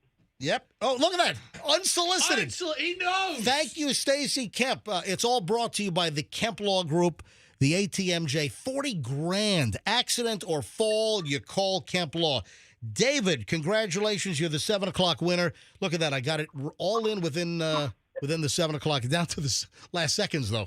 All right. David, hold on. Andrew's going to get your information and tell you how to get your $1,000, all right? Thanks, MJ. Thanks, Fester. Thanks, Michelle. Oh, awesome. You're welcome, David. All right, thank you for listening, man. We really appreciate it. All right, so now you know the name you need for next hour. We'll give away another $1,000. We're now in the 8 o'clock hour. It is now exactly 8 o'clock. So new hour and another $1,000 sometime this hour. I could just do it right now. Anytime. I can do it right now. Right now. Or I could do it in 5 minutes. I can do it in 10 minutes. I might not wait until, the back half of I could do it at any moment. We could give away the 8 o'clock $1,000. And if you don't know, we're giving away $40,000. This is local only.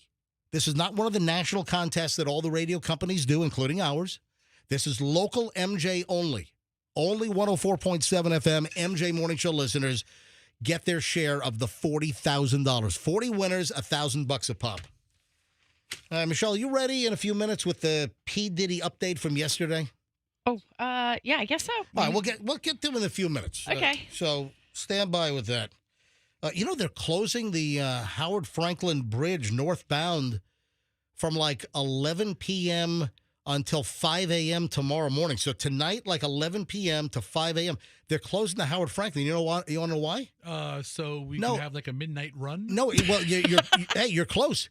It's the overnight, middle of the night Howard Franklin Grand Prix, which comes to St. Pete tonight. That's awesome. It's the Grand Prix. They're closing off the bridge.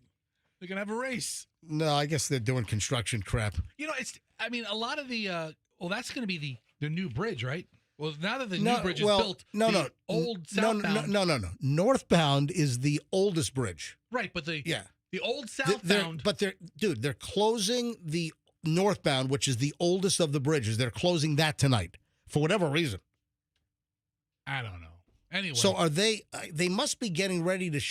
They got to shimmy the road over. Yeah, but no, I don't think they're not moving people to the other side yet. No. Because they still have tons of prep work and pavement to put down. This is part of that. Yeah, it's part of it, Yeah. but the bridge, for whatever. Andrew, did they say why the hell they're closing the bridge? Do we know exactly what the hell they're doing? All right, here's a press release from FDOT, Florida Department of All right, Transportation. what does it say? Northbound Interstate I-275 at the Howard Franklin Bridge will be closed due to the Grand Prix. MJ was right. There is a race. Oh, wow. How about It's that? the Howard Franklin 2 a.m. Grand Prix tonight. First annual. First ever. Yeah, that's right. They're going to do it every year. All right. I've got, yes, Andrew, go ahead. I do have the answer to that. Okay, answer my question, please. Okay, motorists traveling northbound 275 towards the Howard Franklin Bridge will have to detour off the interstate using Gandy. Yep. Weather permitting, electronic message boards. Okay, signs will be explaining. The closure is necessary for crews to install overhead sign structures All right. as part of the southbound I-275 project. There you go. So that's what's going to happen. I've got some trashy, embarrassing wedding stuff here, man. What are you laughing at? No, when you said trashy, I wasn't expecting that from you. Who got married? Well, no one you know. Oh, I mean, okay. the story's not about that. Let me repeat. Let me repeat my setup. I've got some trashy, embarrassing wedding news. This is awful. Yes, Michelle. I didn't say anything. Oh, you're raising your hand. No. She was pulling her mic in Oh, okay. position. I thought you were raising your hand like you were in third grade. All right, so this is terrible. I don't know if we have listeners that have seen this done, but this is awful. A woman goes on to Reddit, some kind of wedding subreddit, and she talks about the embarrassing friends and relatives at her wedding. Let me see if you can imagine or guess what happened. So they have the wedding. Mhm. After the wedding, they have the reception. They've got all the food laid out. They got the whole buffet line, all the food at the reception. What do you think happened at the wedding reception with all the food and the buffet? I mean, what, people took doggy bags home? Yes, but, Okay, when you're thinking of like the most embarrassing thing. well, guess what? It gets worse. So when you think of doggy bags, what's the chronology on the use of the doggy bags at a wedding if there's a lot of leftover food? Give me the chronology. Give me the timeline. I mean, the reception has to be all but over. There you go. Exactly the I mean- answer I'm looking for. Guess what? The guests brought bags and started filling bags on the first run to the buffet. Oh, that is tacky. Listen to this. A woman went to Reddit, witnessed this event at her sister's wedding. The poster said that the buffet had just opened to guests to go get their dinner. And greedy family members went to the buffet. They just announced the food was available. The buffet is open. And while guests were all lining up to eat, getting up from their tables, going to line up to get to the buffet, some of the relatives and friends skipped the line completely and started filling plastic bags with food to take home. The first pass, and even skipping the line. You're telling me this is so premeditated that relatives brought baggies to the wedding in order to pilfer food? Not even waiting until the end of the wedding. They started filling bags immediately, and apparently some of the guests that were lined up for the food did not get food because the people stole all the food and bagged it. That's hysterical. Oh my god. Has anyone ever experienced this? I mean, I know that at restaurants, at buffets, people are caught all the time bringing their own bags and little mini coolers. And Dude, that was my mom, man. She used to have like a purse that she would line with plastic. And she would just plate for her, plate for the bag. oh my Oh, God. yeah. Hey, has anyone experienced this? And hey, if you're a restaurateur, if you work at a restaurant and you have a buffet, this has been a long, like all you can eat buffets. This has been a deal where some customers will pay for the buffet and they try to sneak food, and they're ultra sneaky And this happens. I bet you we can get some phone calls from people that work at buffets or maybe customers that have witnessed people steal food and like try to surreptitiously, sneakily, like under the table, put food in baggies inside their purse or, some kind of big tote they're carrying. That's right. All right, 800-990-1047. If you would like to shower us with any story or, back to the original item, which is the wedding food theft and relatives coming with bags to steal food before everyone even eats out of the buffet line? Here's the thing about a wedding. You have the guest list, Mm-hmm. and you roughly know well in advance about how many people are going to come to your wedding. So you order catering for like 100 people. Dude, what do you mean roughly? With the RSVPs, you know who's coming. Yeah, within It's a rough number. a rough number. And then you 198, right. 102. So you provide that to the caterer, and you know how much food to have. Right. All right. So if everybody's taking 2 Ziploc bags full Right. first pass, Yeah. the last quarter of the people are getting hosed. But, I mean, I don't know. Wedding food is not known to be like the best. A lot of times you go to these hotels and it's just, it's it hotel depends on food. the caterer. I was just about to say It depends that. on the caterer. Fester's 100% right. You've got some caterers that do event food that do a phenomenal job. Yeah, but I've been to weddings where you had to hire the hotel staff caterer. Yeah, yeah. And it was the most forgettable food ever. Exactly. That's And what I'm I've been- thinking. I've been to other weddings where Hey. holy crap, this is really good food. Some hotels will have great food. I think it also depends on what you pay for My friend and, got and the married venue. He got married at the Ramada, and the Ramada had their catering, and it was like everything was cooked in an air fryer. And Yeah. I'm like, we're having chicken nuggets for your wedding? Like our wedding. Bro, come on. Our wedding, all the food was done in a microwave. Yeah. All right. So Did you get married at a Best Western? Ramada. Was it a Ramada? It was a Ramada. I had no idea. we were at one of the Ramadas in Virginia Beach. The fanciest one, All I'm right. sure. 800-990-1047. I want to take calls here. 800-990-1047. Have you ever witnessed or had an issue with wedding food theft from the buffet? Or the other thing is, do you work at a buffet restaurant, an all-you-can-eat buffet? Have you seen people rip off food and place it in bags, like large quantities, and stole food from the all-you-can-eat buffet?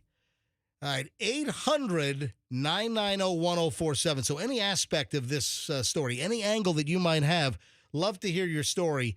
800-990-1047. I'm laughing because the first call is a guy that apparently has a Western Sizzler story. I used to love the Western Sizzler. Yeah. I haven't heard of that All right. name in a while. 800-990-1047 is how you get in. Let me grab Andy in Lutz. Andy, hey, you're on the MJ Morning Show. Welcome. Good morning. Hey, what's up? How are you guys? I'm doing well. What's the story? I used to work for Western Sizzling in Richmond, Virginia, and of course, a server came to me. She's like, "These people are definitely stealing food. They just had a whole plate full of fried chicken." I simply went to somebody else's table to fill a glass of tea and turned around, and the chicken's gone. and I'm like, "What do you mean?" She said, "It was like 5 pieces of chicken, and it's no bones. There's nothing left on the table for me to get."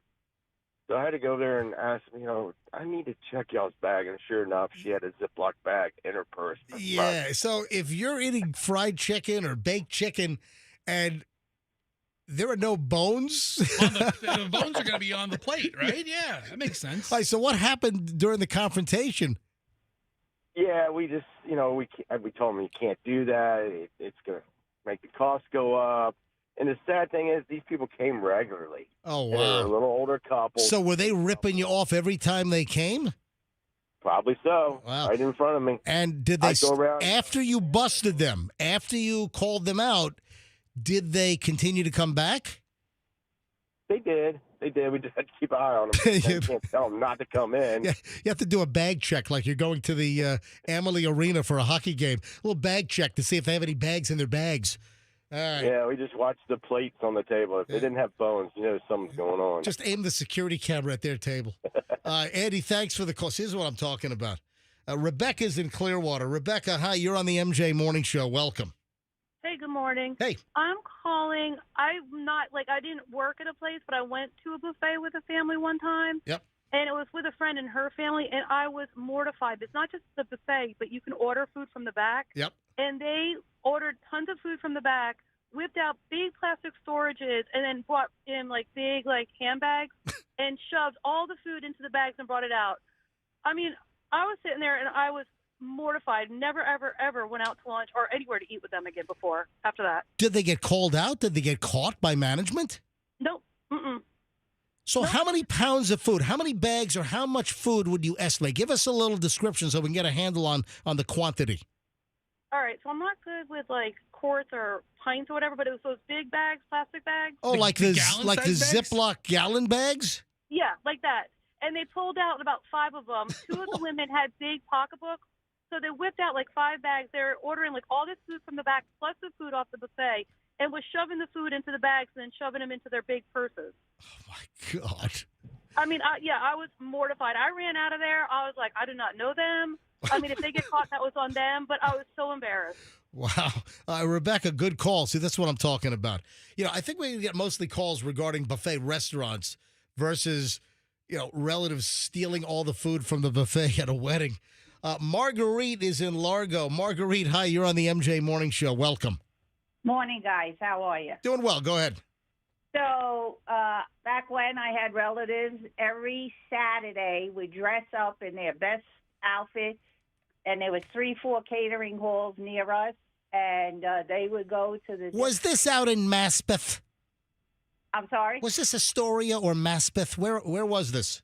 Oh, this was down in the Bronx, New York. Oh, the Bronx. Okay, I was close. Yeah. Right. So, they would go to the reception hour and bring bags and take the food and mingle and free drinks Right. and all that stuff. And then if they got caught by whose side are you on? Oh, what side are you on? Oh, I'm on the groom side. Well, then I'm on the bride side, because usually you don't know everybody. It's wedding crashers. Yeah. Yeah, They're and they would do that every Saturday, go to a different wedding menu. I mean, it actually sounds like a fun night out. It's buffet buster wedding crashers is what it is. Marguerite, thanks for the call. All right, Andrew, I'll grab 3 more. April, M.A., and Alicia. April, Clearwater, you're up next. MJ Morning Show. Hi. Good morning. First off, for Michelle, I have all of my teeth. Thank you. All right. Wow, it's been a minute. Been a minute. All right, go ahead. Secondly, I worked for a company, and they did a holiday lunch every year between November and December. Right. The employees would stuff Ziploc baggies at the company lunch. Oh my gosh. How was it? Was it catered or was it like at a It restaurant? was catered. They set up a tent in the back of the building. And like I said, it was every year. It was the same people every year filling up their Ziploc baggies. Was the food good? It was decent. I mean, Yeah, April. it was free, so That's the issue I have. Even if the food is free, Yeah. if it's not exceptional, Yeah. is it worth stealing just to have another crap meal? Well, because there are people that don't care about quality. They just are turned on by just free stuff. Uh-huh. I mean, I'm turned on if by it's free free, stuff. it's for me. But people, If listen, it's free, it's for me. That's your motto, Fester. That's It is, true. But if it's free and it's crap, there I'm are like, no people take and steal stuff they don't even need as well. All right, so this is going to be a terrible question, April. Did these people have large families or food security or insecurity issues at home? I can't answer that. Because I would say not large families, but it was a culture thing. I'll go there. Okay, all right, I got you. Wow. All right. Thank you, April. I appreciate it. All right. M.A. in Tampa. M.A., you're on the MJ Morning Show. Hi. Good morning. I have enjoyed your show, and my where people check food was at a graduation party at a school. Ooh. Oh, wow. And yeah, it was kind of unbelievable, but they came prepared because they had rolls of tinfoil. Hold on. They brought rolls of Reynolds wrap with them? Yes. So they had paper plates, and they would just scoop all this stuff up, close it with tinfoil, and I guess they didn't think we were watching, and then they would have these big purses, like shopping bags, not a purse, but a shopping bag, and they would put it down in there, and we were just like, seriously? But it happened. And this was what, a high school graduation party? It was a middle school. Middle school. Yeah. When was this and where was it? It was in Tampa, but I can't say the name of it because I work there. Oh, come on. Come on. Tell us what middle school in Tampa? No, I can't do that. What part of There's Tampa? too many nice people there. What part There's of Tampa? too many nice people that, What part of Tampa? like the middle of Tampa. The middle of Tampa. It was a middle school in the middle of Tampa. And everyone's favorite show is Malcolm in the Middle. Yes. Hey, thank you, M.A. I appreciate the call. All right, one more on this. Alicia in Tampa. Alicia, you're on the MJ Morning Show. Hi. Hi. What's your story? My grandfather, every single time we would go to a buffet, it was usually Golden Corral. We would go visit them, and he would say, hey, they were not anywhere near poor, okay? They were nowhere near poor. Here, put this in your purse. Put this in your purse. I'm like, no! Everybody else is here. Put this in your purse. Hey, Alicia, your cell phone is awful. Yeah, if you ever go back to the Golden Corral and they're serving phones, It's almost like you dropped your cell phone in the chocolate fountain at the Golden Corral. Yeah. Oh, okay, that's okay. All right, so listen, the bottom line is your grandfather, I guess, ripped off the Golden Corral buffet sideways. 7 days of Sunday. Oh my God. That's the gist of the story. Thank you. That could be the worst cell phone in May so far. yeah, it's been pretty bad. Yeah. Worst cell phone of the month so Yeah. far goes to Alicia. I remember once my grandfather, when he was getting up there in years, he had a walker, and the walker had like a seat on it. Oh, right? yeah, uh-huh. Right? And we went to this buffet, and my grandmother loved this cake so much that she sent my grandfather up there to steal the cake, and he put it on his walker, and he put his jacket over it. And he The walked whole took the platter. It was like 4 slices missing. Oh. and he just walked out with the rest of it. She's like, "Oh, the cake is so good." I'm like, "Oh, okay, Grandma." I covered for him. I can't remember what she's talking about. See if you guys can remember. I got a direct message from Stacy Jones yesterday. Stacy Jones. Stacy Jones DM'd me on my Instagram, Certified MJ Radio, and she wrote, "Fire Fester. Yes, please. He is so inappropriate most of the time. And second, if it was Michelle who passed out, his fat ass would try and help her. He's always offending callers like the young kid you did a shout out to." Oh, hold on. Andrew, what story so she sent me this direct message at 9:34 yesterday morning. Yeah. Do you remember the story? Yes. Yesterday we talked about this pundit on Fox News who No, passed out. not a pundit. It's a pundit. It's Whoa. not P-U-N-D-A-N-T. You It's watch your mouth. P-U-N-D-I-T. I'm not going to call her a dit. Well, we talked about this person on Fox News who passed out on one of these political shows. Right. Oh, that's right. That's right. And you were talking about the announcer should have, got on his hands and knees and helped her. And I was like, well, no, somebody went to her help. The announcer needed to keep the show on the road. Well, it was the anchor, not necessarily the announcer. Whatever. So, it was a Fox News clip, and some lady was on set sitting next to this guy, Jonathan Hunt, and the lady faints, starts tipping over, falls out of the chair at the anchor desk and hits the set floor with a thud, and the anchor's just sitting there. Okay, let's go to somebody else. It goes to somebody on a live shot remote or so. And instead of trying to stop her from falling over or immediately assisting, the guy's just sitting there. And I said the guy should have helped. Somebody was already helping her. No, Yeah. What, are you going to get in the way? Yeah. And then, so this person's bent, this Stacy Jones is bent out of shape? Yes. Yeah. She is Okay. bent out of shape over you, Fester. Bet she is. Apparently, she has hate in her heart for you, Fester. She wants you fired. Fired! She wants your family homeless and hungry to the point where you start ripping off food items from a Golden Corral. You don't even pay. You just walk in with bags. That's where she wants you to be. So, Stacey, I also want to be fired from this job. So we have a lot in common. Maybe she should start one of those petitions. Fire Fester. Second of all, I don't care about your feelings, Stacey. I'm sorry you feel that. I'm sorry you feel so bent out of shape for your. That's all. That's on you. I don't care. Let's move to Michelle and the P. Diddy trial update from yesterday.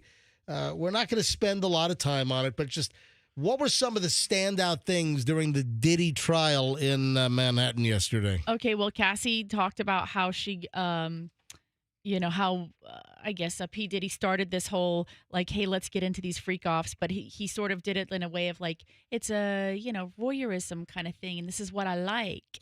And so, she felt like they had a relationship. So she engaged with it, even as uncomfortable as it made her feel. But then it very quickly escalated to being a regular thing.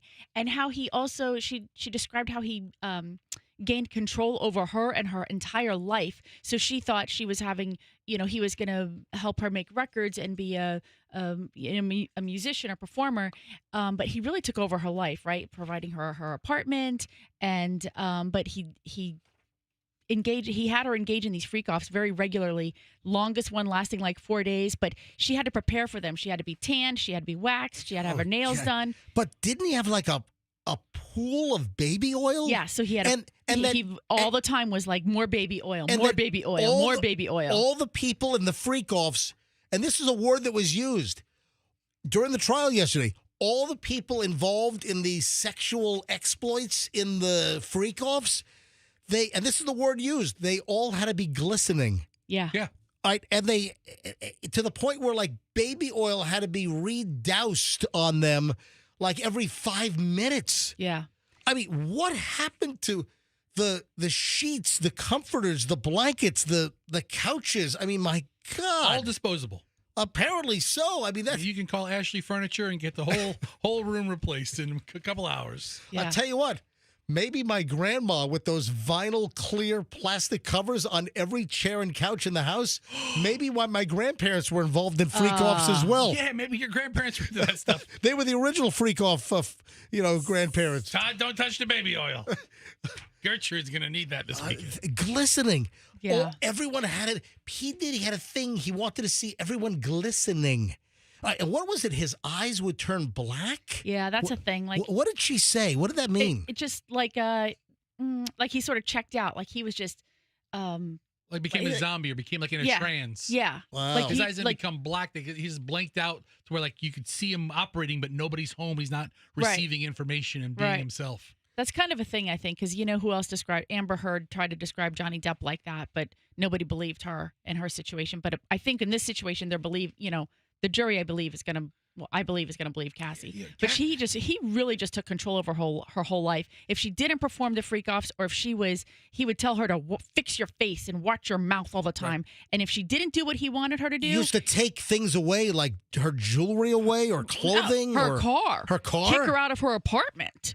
If she tried to hide from him, he sent his bodyguards to find her. Wow. Like she could not leave. She was dependent on him in so many ways. But then even when she did try to leave, he came and got her back. I mean, like dragged her back. He stomped her. Well, we saw that on the video at the hotel where... That was just one time. Yeah. 10 years. That happened all the time. He bashed her in the head, knocked her over, dragged her, stomped her on her head if she was on the ground and her face was down. Did Diddy clock her over the head with the candlestick in the library? Yes. I think probably, so. Yes. Probably. It was more like the candelabra, the brass. There you go. And just like a Scooby-Doo candelabra. Right before he opened the hidden room. I feel so bad. And this Cassie Ventura, remember, she was the one that was attacked outside the elevator in the hotel. Yeah. That video finally leaked after Diddy paid someone $100,000 to suppress the video from the hotel back in 2016? Yeah. Well, the big deal is going to be, and this is what the defense is banking on. So the feds have a whole sex trafficking case this is a federal sex trafficking case against Diddy. And the defense, they're trying just to say, this is not sex trafficking. He's just a freaky swinger. Yeah, that's kind of what the defense is going to put on here. But here's the thing. They traveled the world. This was New York City, Miami, Las Vegas, Atlanta, Spain, Turks and Caicos, and they hired people and took them places in order to engage in these types of these freak offs or whatever, right? So, that's, I think, part of it, hiring, sex workers, across international lines. Really. And they hired sex workers. Yeah. Apparently, Diddy had people that would scour Craigslist. Mm-hmm. So Craigslist used to have hookers, right, and hookups, right? Yes. And then Backpage. or something, yeah. So Mhm. that was shut down by the FBI, and then Backpage, wasn't that like one of the biggest places where people tried to get escorts? Was Backpage? Once Craigslist went down, Then Mm-hmm. Backpage. then Backpage had its day, Right. and then it was shut down. Right. So now So- you have to actually just walk up to people on the streets like the olden days. Diddy's people were scouring and they were hiring like escorts and hookers, Right. male, female from Backpage and stuff. Yeah. I mean, he did it at first, and then he sort of had Cassie do it. But he had a whole group. I mean, he has his security guards and his assistants. She's naming them. She's like, they were all involved in all aspects of this. His one main assistant, Katrina Coram, she's the one that they were saying. She's like the Ghislaine Maxwell for, Diddy. Oh, Totally. man. So, and I mean, just to like kind of wrap it up, like how psychologically. And remember, Ghislaine Maxwell, she was the finder for Jeffrey Epstein. I mean, remember Ghislaine Maxwell used to hang outside of high schools in Manhattan Yeah.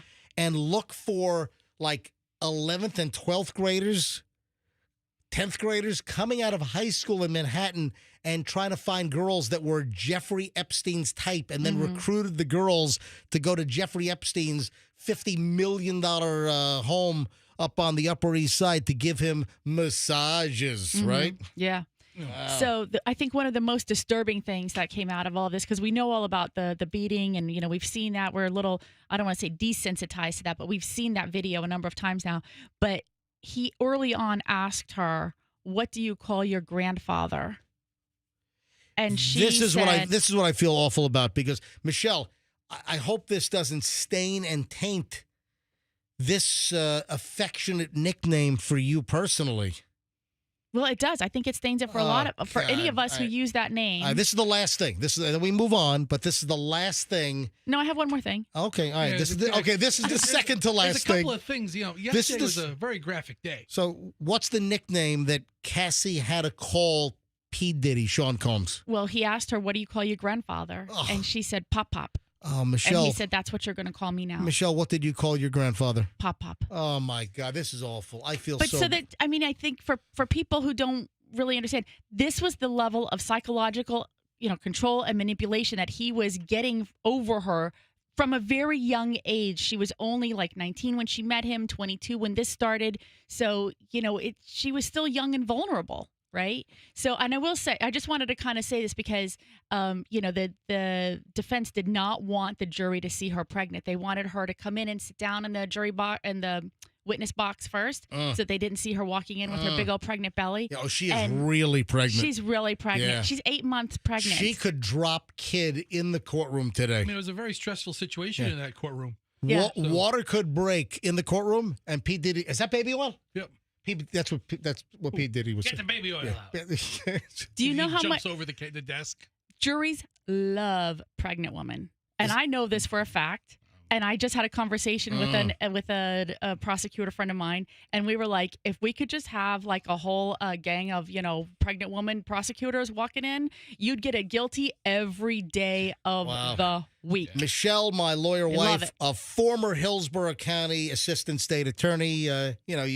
You had pregnant women, right, in the courtroom during your. Oh yeah, one of my mentors was pregnant. Yeah. That's how I figured it out. And then my other mentor got pregnant, and I got pregnant, and we were just racking them up. Oh yeah. Let's go, guilty. So Yeah. not only witnesses, also they like pregnant prosecutors. Oh, they love the pregnant juries- prosecutor. You get out there with your belly, and the jury is just in the palm of your hand. We're like, let's go.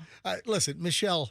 Can we get a round of applause, Michelle? No. Michelle. No, she's Hold on. I'm just she's saying that regurgitating news stories. Michelle's content, what you're saying is so substantive. You have so much to say. What? That I'm just there's saying, no one more trustworthy than a pregnant prosecutor? No, I'm just saying. Sounds like a conspiracy now that you mention it. Since you've joined us in studio, you just have so much content. I would demand a retrial. You should have been with us from the very beginning, is what No, I'm trying to say. no, That's what I'm not trying to say. that at all. I'm trying to get fired too, by the way. really. How's that dump button working over there? Yeah, why doesn't Stacey Jones want Michelle and I both? Yeah. That is the P. Diddy, Sean Combs, Puffy, whatever the hell we're calling him. That is the P. Diddy update for today. So Diddy is the accepted name now. I've been watching a couple of other reports, Is and they it? always refer to him as Diddy, not Sean Combs. So it's the Diddy. She's referring to him as Sean in her testimony because it humanizes like their relationship. It lets them know. Yeah. Diddy, any comment? I'm shocked at this information. There you go. It's 8:32. You want to give away the next $1,000 right now? Nah. Let's do it right now. What? Yeah, let's do it. Let's do it midway, right through. It'll bounce around. You know, it's not always going to be the end of the hour. Let's do it right now. Let's go with caller. How about caller? Michelle, you pick it. What caller should we go with? 72. There we go. Caller 72. Caller 72 right now. 800-990-1047. Be the 72nd caller right now. Know who won the $1,000 just a half an hour ago at the end of the 7 o'clock hour. Know the first name of the last winner. Be caller 72 and you win the next $1,000 with the ATMJ. Thanks to the Kemp Law Group. Accident or fall, you call Kemp Law.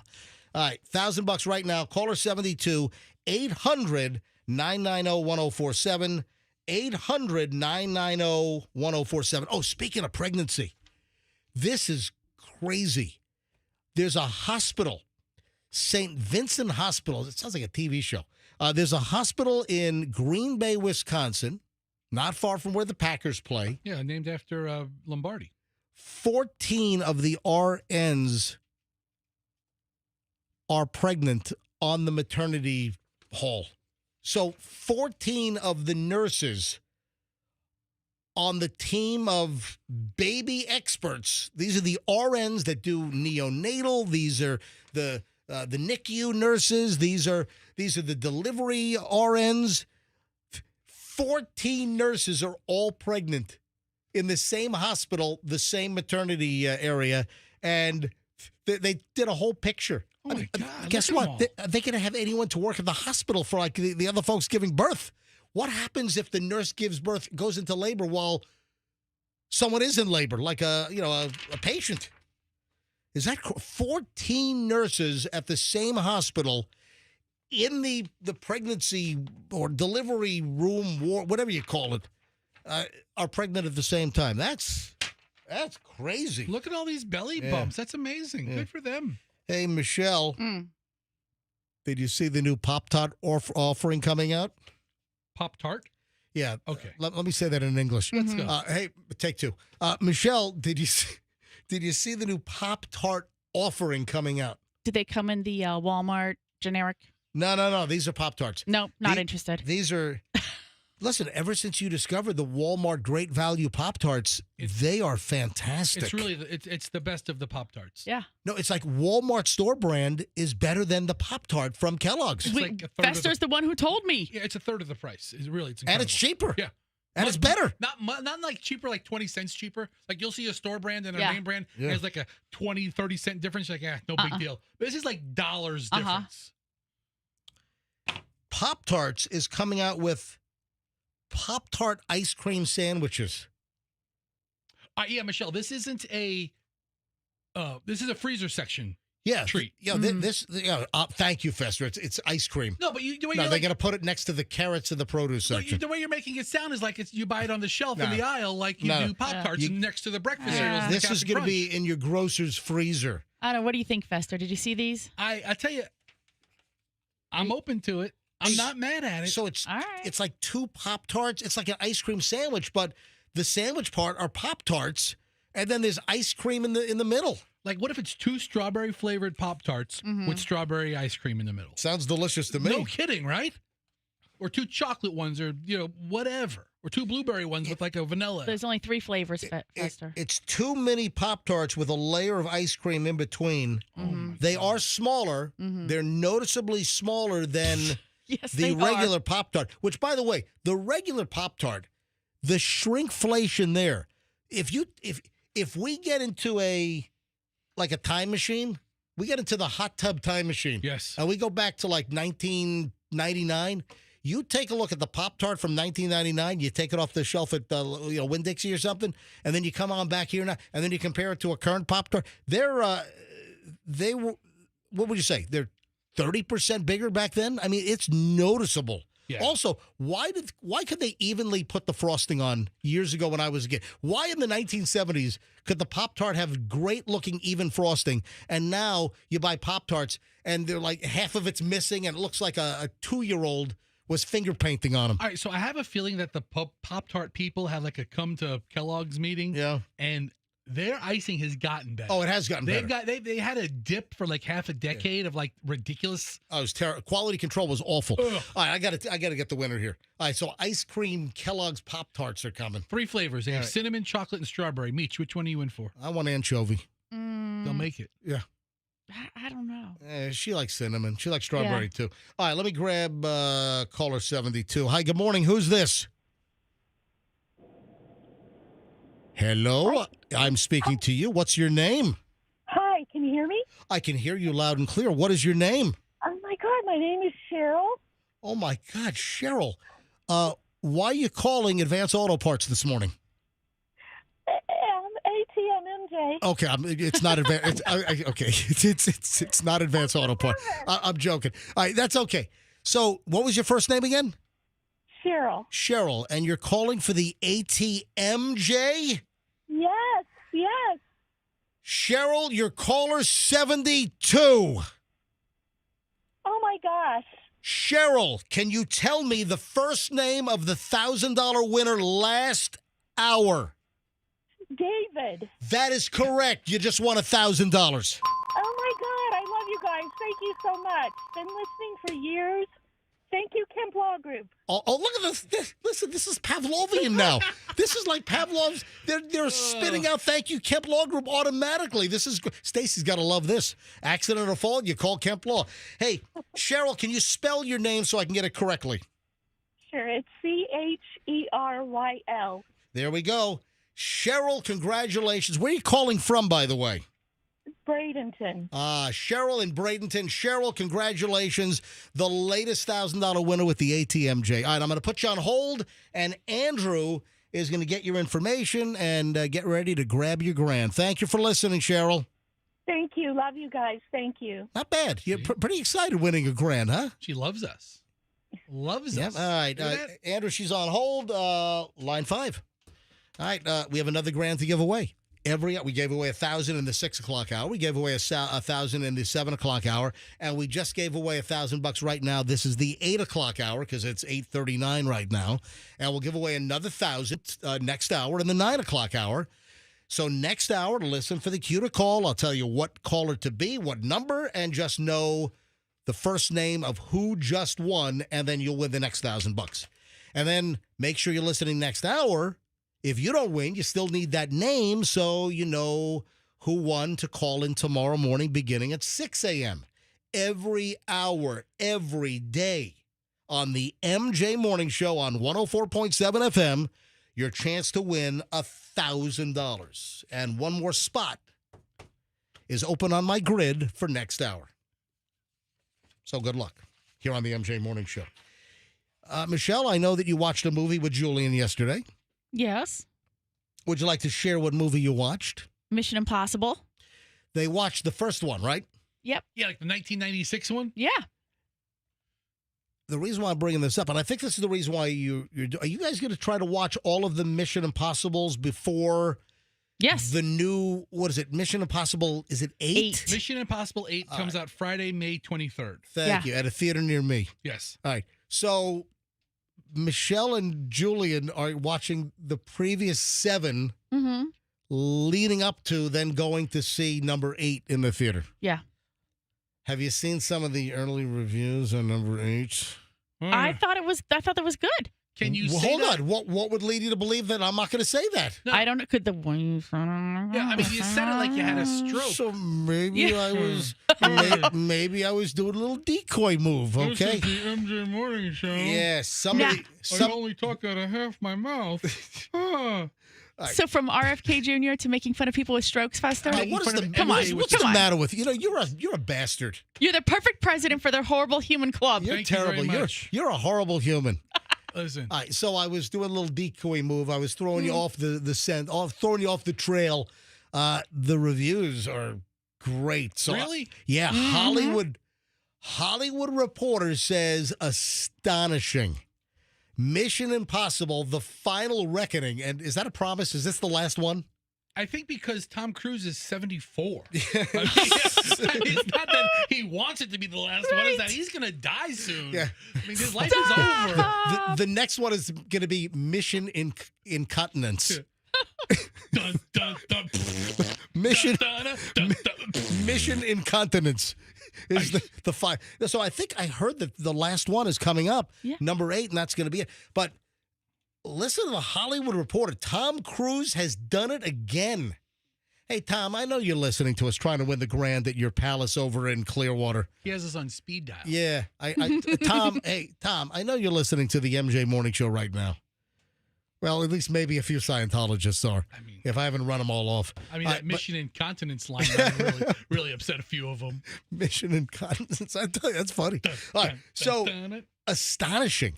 Tom Cruise has done it again, writes the Hollywood Reporter. That's the very early verdict from press screenings for the Hollywood icon's latest film, Mission Impossible: The Final Reckoning, with the film variously described as astonishing, jaw-dropping, insane, and the action movie of the summer in a world. So early reviews on the upcoming Mission Impossible are strong. That Tom has done it again. So thought you'd like to know that since you guys are watching every Mission Impossible leading up. Well, the plan for me anyway, was to see Mission Impossible 8 on Friday, May 23rd. And I wanted to watch all 7 movies beforehand, which I think I have, 9 days left or 8 days left. So I really got to get on it. But yeah, so you and Julian started yesterday. TikTok, Fester. Hey, let's go. Andrew, are you able to put videos up on our horrific new MJ Morning Show website? All right. First of all, our new website redesign is the worst thing I've seen online since I was messing around with Netscape in 1993. I mean, it's really poor. This could be our new website, mjmorningshow.com, could be the worst thing I've seen since 2400 baud dial-up AOL. All right? Remember that? I mean, have you ever bought something and it was too expensive and you asked what would like a little cheaper be, or a little cheaper, or a little cheaper? And this is the cheapest. I just don't know what's going on. I have no idea. I mean, I thought our website was bad previously. Our old website will win the Webby Award. All right, worldwide. I mean, it'll get recognition compared to what we have now. All right, so Andrew's going to see if he can put this video up. Look at this play bar. Just get off our. I need you to search something else. The reason why I'm bringing this up because I want to post. The pictures are so bad. Anyway, it's laughable. It's the funniest thing today. Go to our webpage just to if you want to laugh at how crappy it is. If you want to laugh out loud, if you want to laugh at us and not with us, go to mjmorningshow.com and check out our website. We won't even be offended. All right. I'm just trying to get corporate to do something. All right, there's a video you've got to see, and I'm trying to get Andrew to put the video up, but it's like not a template to put material. It's bizarre. What's the video? All right, this is unbelievable. In Houston, this is from a Houston TV station. This is from KHOU. Bizarre towing incident on Houston's North Loop sparks concern from witnesses. Fester, type in bizarre towing incident. This is the craziest freaking video I've seen in the last month. So a car is being towed by another vehicle on, I think they call it the 610 loop. If you know Houston, I do not. Interstate 10 runs across the country through right, Texas. So this is a loop like around the city. Around city. The same way we have 275 off of 75, they have 610 off of I-10. Michelle, you've got to look at this. And I actually have audio from the guy? I have audio from the TV station. So, I mean, it's unbelievable. Hey, Andrew, I can't see the words on my button bar. They're cut off. So can you tell me which one I'm going? This is I want the anchor. Is it funny or is it horrific? Or is it both? Yeah, it's unbelievable. All right, so here we go. All right, here, listen to this. Now, HPD says the girlfriend who was driving the white SUV has now been taken into custody at this time. Reporting from Northwest Houston, Leslie Dellis for Fox 26 News. All right, so that's the end of the news report. There's a white SUV towing what appears to be an old, like, Saab, like just a passenger car, and they're towing it from the rear, and the car is being whipped all over the lanes from side to side on the interstate, and it's like nearly smashing into other cars. At one point, it hits the retaining wall on the side. And what's unbelievable, there's a driver inside the car being towed as it's being whipped all over the road. I'm telling you right now, folks, you got to go to Google and you just type in bizarre towing incident Houston. Do a Google search. Do you have audio of the guy in the car who was? No, there's audio of that guy. So I thought I sent you a link yesterday of this story with the guy from the car. Right. I don't know how well edited it is. All right, listen to this. See if you can find it. All right, here's the beginning of the report from Fox Houston. So the vehicle's actually exited just behind me here at 610 and Ella, but the man that was actually in that blue vehicle that you saw swerving in and out of the lanes there was actually taken into custody. Now, the blue car is seen chained improperly to the back of a white SUV swerving in and out of lanes. And according to Houston police, around 2:50 Monday, they were called to 1919. I mean, it's unbelievable. Okay, here I found it. This is the audio of another driver on 610 kind of holding up his cell phone giving commentary. All right, so this is what I want to hear. All right, this is the swinging car being towed and an eyewitness videoing this from another vehicle. Yeah, girl, don't do that. Oh, the car swinging back and forth. Stop! Why don't you have a phone? I mean, it's unbelievable. Here's another cut. She's gonna hit that door.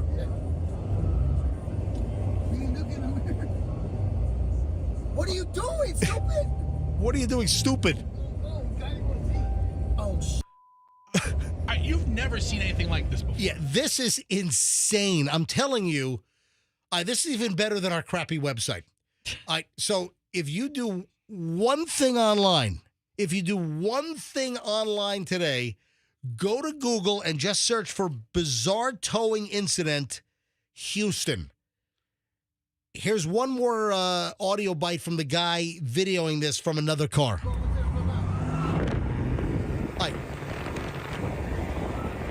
Then you hear the car like hitting stuff. Do you hear the swerving?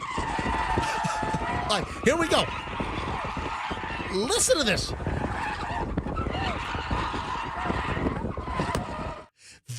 So the guy that's videoing this is getting closer, and now you can hear the wind noise because he has his window open, and you can hear the swerving of the car being whipped across all these lanes as it's being towed. I'm telling you, folks, go to Google and search bizarre towing incident Houston and look at this video. You've never seen anything like this. The driver of the white SUV. Yeah. It looks like a Ford Expedition. Ford has got to make this their Super Bowl commercial. I've never been so convinced in a particular vehicle until I saw this footage. That vehicle is steady as a rock, and the other car is freaking out. Listen to the squealing tires. That's the car being towed, and it's swinging wildly across all of the lanes. Why don't they just stop? Why are they continuing to move? I mean, obviously, there's some kind of horrific domestic situation happening here. This is just crazy. How would you like to have a job that pays over $100,000 a year without going to college?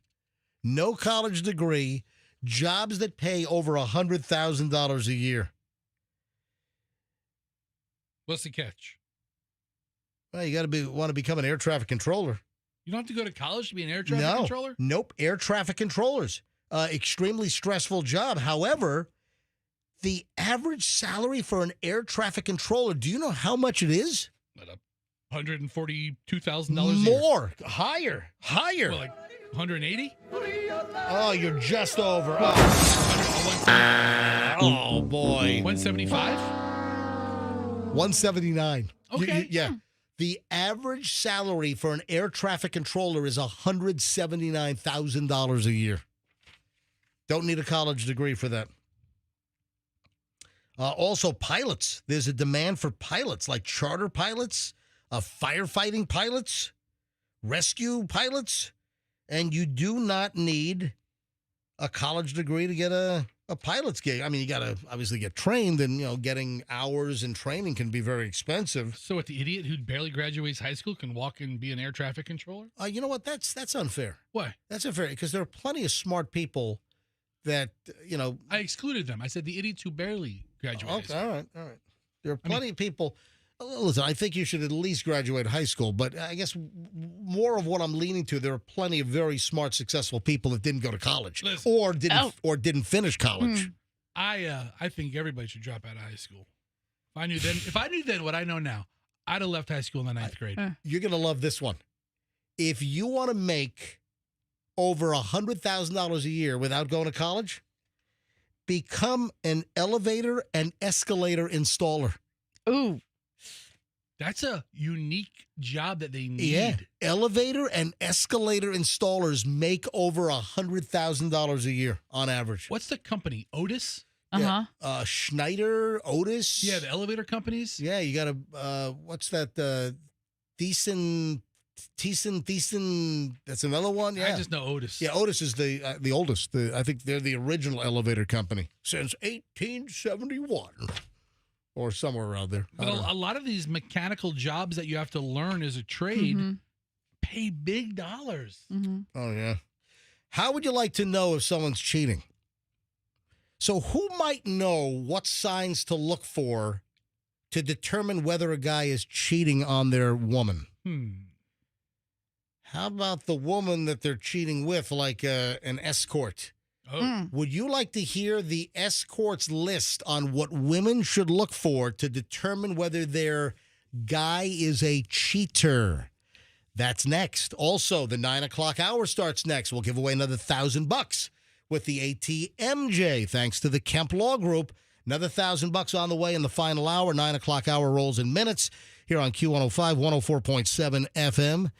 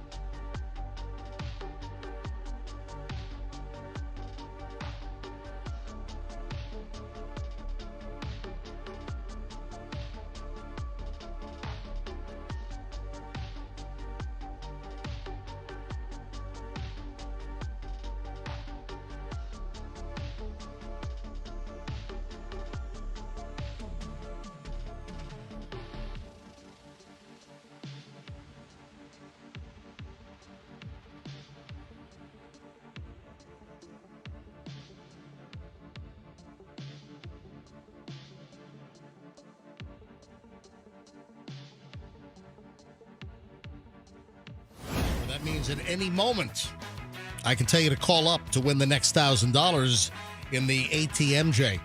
So there is an escort. There's a woman that's a professional escort, and she's been doing it since she was 18. Ugh.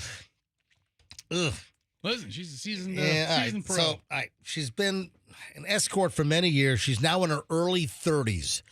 But her experience level can actually deal out some intel on how to tell.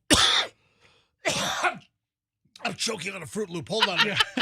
See, I told you not to eat that last handful. Don't fall over. Hang on a minute. You want some milk? I got milk over here. No. I have some of the delicious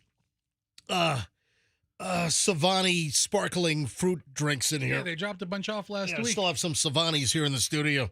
All right, well, clear your throat. Nobody wants to hear you hack on the air. Man, it was like a Fruit Loop crumb, like tickled the back of my throat. Oh, you find that funny? So, what am I funny? Funny like a clown? How am I funny? How am I funny? Just like a clown. Funny like a clown? Yes, exactly like a clown. Poofy hair and all. All right, let me tell you about Elizabeth Romanoff. Yeah, might not be her real name. Might not be a real name. Is she from the Romanovs? Just out of curiosity. So Elizabeth Romanoff has been an escort, a sex worker, for many years. She started when she was 18. Did she really start when she was 18?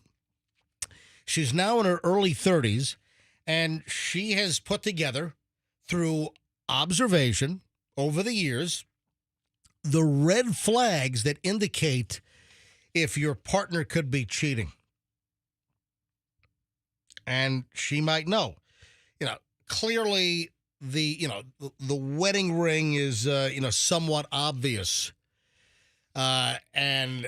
But there are men that take the wedding ring off. Then you can look for, obviously, the indent. You can look for the maybe tan line. Hold on. She's talking from a working girl's perspective of Yeah. cheating? Listen, but you can glean this in. It works both ways. So as a working girl, as an escort, these are some of the signs when she knows that a guy is cheating, right? But this intel can be used by the side that's getting cheated on, like the girlfriend, the fiance, the wife, for instance.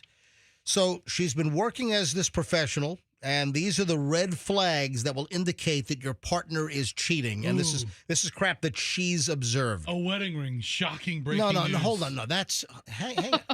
Dun, dun, dun. The point is, If you say lipstick on the collar, I'm going to rip this thing out. No, it's not. All right.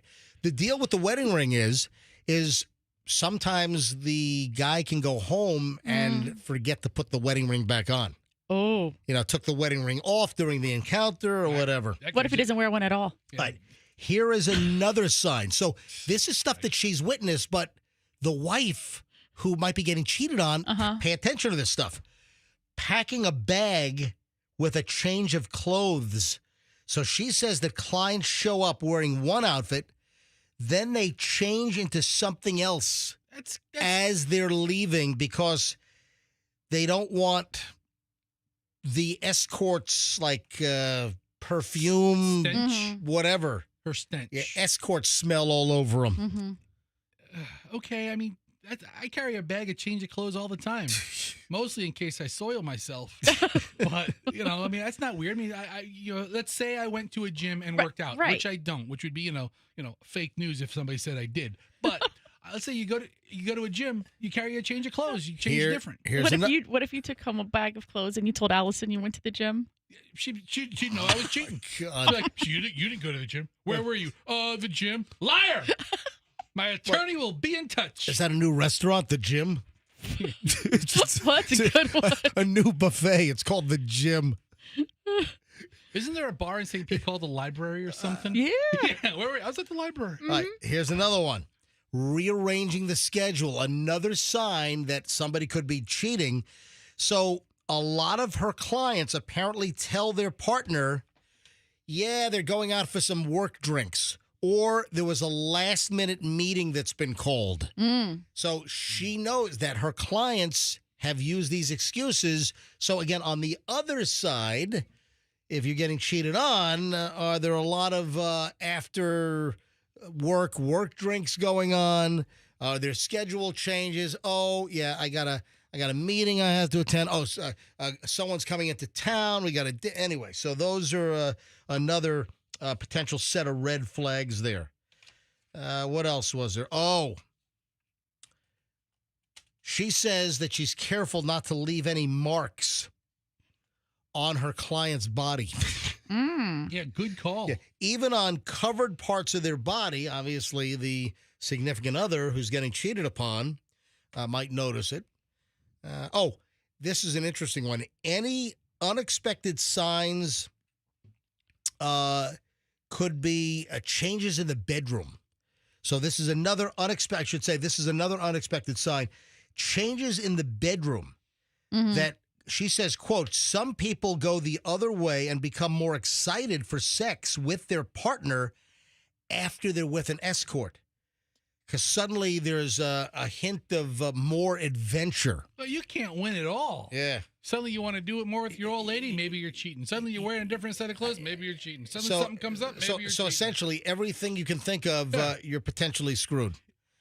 If your husband gets a flat tire on the way home, but the tires all look the same, he's probably cheating. I mean, okay. And first of all, this just killed her business, Romanoff. Let me tell you, I'm never going to see this loudmouth. Yeah, and then, of course, the obvious ones are how they act with their phone. She says that some of the clients sometimes miss a meeting or they're late, they have the wrong time, because they've deleted the messages from their phone where they've set up the encounter, the rendezvous, right? Also, if suddenly someone changes their passcode, if your significant other starts taking calls in a different room, that could be another sign. So there we go. That's probably 8, 9 things? I take every call. Oh, hold on, Michelle. Why are you going over there? I do none of this. You don't take calls in another room? You're going. You don't take calls in another room? What? You don't take calls in another room? If you're watching TV. That's when I send you out. If you're watching Law and Order and I'm on a phone call, out of courtesy, I'll walk out of the room. It doesn't mean I'm cheating on you with a hooker. No, what it means is you tell her to call when Law and Order's on. And you walk out. Hey, good timing, right, Rebecca. Right. Also, you go out for drinks all the time after work. Oh, yeah. 10 a.m. 10 a.m. Yeah. So liquid lunch. I'm heading to the tap room right now at Britton Plaza right after the show. You ever been there? No. The Tapper Pub. Have you ever been there? Is that what it's called? The Tapper Pub. I have never. I just know that they've been there since. Let's go, Fester. Since since 1891. All right, so I haven't been to the Tapper Pub probably in 10 years. Right. Yeah. But I think it's one of the last places in Tampa that you can smoke. Oh, really? What? Because what, it's grandfathered in or because something? if you were full smoking when the law changed, you could have kept it that way, but you were denied permits. Oh, you know what? The Wine Warehouse on Gandy. Yeah. Yeah, because the Wine Warehouse, I've gone in there over the years a couple times, and they have like the bar behind the liquor and wine store. Yeah. And I once had to go in there. And it was smoked out. It was like I was in a forest fire for 3 weeks. Where I came home and it was like, Michelle's like, where have you been? I'm like, I just got this bottle of wine and I happened to walk into the other part of the place. Remember that bar Baxter's on Dale Mabry? That was like Oh, that too. yeah. Yeah, that closed down when they did that redevelopment for that new grocery store. Didn't they have like It was a life preserver and rope on the outside? Was that the same one? It was like the all black painted bar south of Neptune. Oh, what was the one on Gandy, east of Dale Mabry?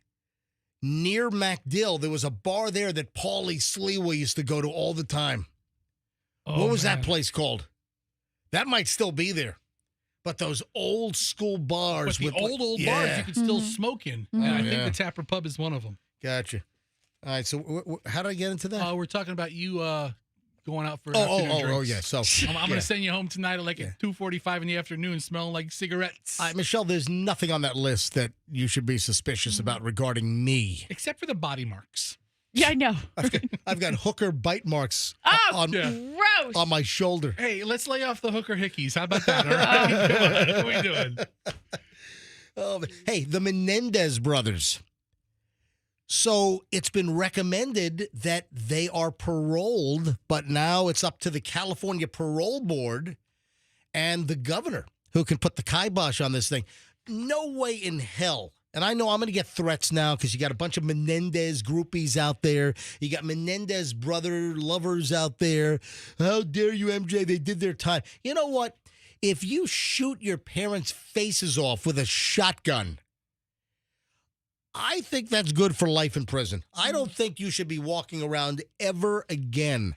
So the Menendez brothers, according to a judge's ruling in California yesterday, the Menendez, Lyle and Eric, are eligible for parole after serving over 30 years behind bars for shotgunning their parents to death in Beverly Hills. That's where I want to shoot. That's exactly what they did. They should never get out of jail. You need two or gunshots. Prison. 2 gunshots. No, by the way, there were multiple. They blasted them multiple times with shotguns each. It was gruesome. It was a horrific slaying. And listen, they've changed their stories. Like, for instance, the new current prosecutor in Los Angeles, he said there were so many inconsistencies with the story.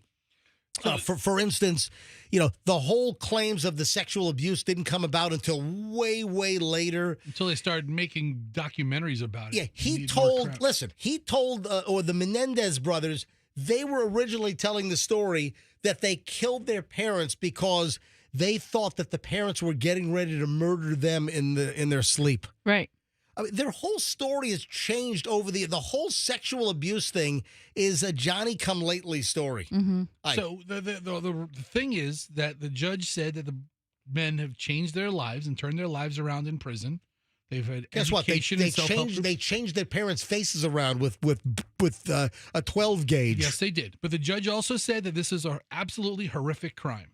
But he said he's not suggesting they be released, but he said it's not up to him to decide. So I guess they changed it from life without parole to life with parole. And that's the big change. That's the eligibility. So now it's up to the California Parole Board on whether they're going to approve the parole to let them out. Also, Gavin Newsom, the governor of California, I believe, can step in and stop any chance of parole, which he should. Absolutely should. The judge also said, I love the Netflix series. It was fantastic.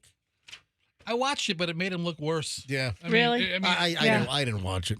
I don't watch any of these Netflix things and have sympathy for male killers. Yeah. Sometimes maybe a female killer, I can say, okay, I understood. That's she had a pretty awful Mm-hmm. things happen beforehand. Let them die in prison. That's what I say. Yeah. And I'm going to tell you right now, I'm going to get email, I'm going to get direct messages. People are going to write MJ at mjmorningshow.com. How dare you? I'm going to get direct messages at Certified MJ Radio. My Instagram handle happens every single time. How dare you? I get an email from a listener last night with a link to a story. Hey, MJ, you going to fly Spirit? And it's a story about a woman who's flying Spirit, and there are cockroaches. Yeah, while she's waiting for her flight. Like, in the plane or in the airport? Yeah. In the plane? Yeah. Mm. Yep. Okay. So I guess they got to be there too. All right, listen. So there's a picture that was snapped of a cockroach walking up the wall on a bulkhead. Or it could be a seat back, but you can see the pocket. You can see the seat back pocket where, they have the barf bag, they have the safety card, and there's a cockroach. Listen, that doesn't mean that it's Spirit's fault.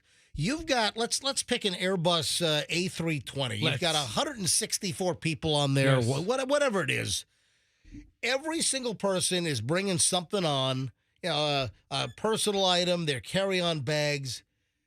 Of course they can be a mule and bring a cockroach or bed bugs or whatever. It doesn't mean it's Spirit. It doesn't mean Spirit's dirty. It means that someone probably came on the airplane with cockroaches in their carry-on luggage, and they got out into the airplane. So I get this email that says, MJ, you ever going to fly Spirit again? Take a look at this. They've got cockroaches. This could be Delta. It could be Frontier. It could be Southwest. You got all these people that are bringing crap on an airplane. I mean, that's how bed bugs get home. You go to a bedbug-infested hotel, let's say in Manhattan, up in New York City. You bring them home. You put the luggage down in the hotel room. The bed bugs then hitch a ride back to Tampa, St. Pete, Clearwater, wherever. And then potentially you have big bed bugs in your house. They're notorious. Hey, what about like people that travel to Mexico and they bring home like a tarantula? Remember Alice? Oh, remember the Brady Bunch? Remember that episode? That was an episode of the Brady Bunch. She brought home a tarantula. I think it was the 3-part Hawaii episode. All the bad luck with the idol and everything. Yeah, Alice, then the tarantula crawled into Alice's bag. Yeah, Sam the butcher offered to check everything out. Spirit did give her a $60 flight credit. That's a lot of money on Spirit. Yeah. You could fly to Paris. With Spirit on Spirit, $60. That's 5 round trips. No bags. No. It's a little bug. Look, I am no fan of cockroaches, but I'm of the belief that they are everywhere. Yeah. And if you see one, that's great. If you see 100, that's a different story. If you see one, it means there are others. Right. Typically. All right.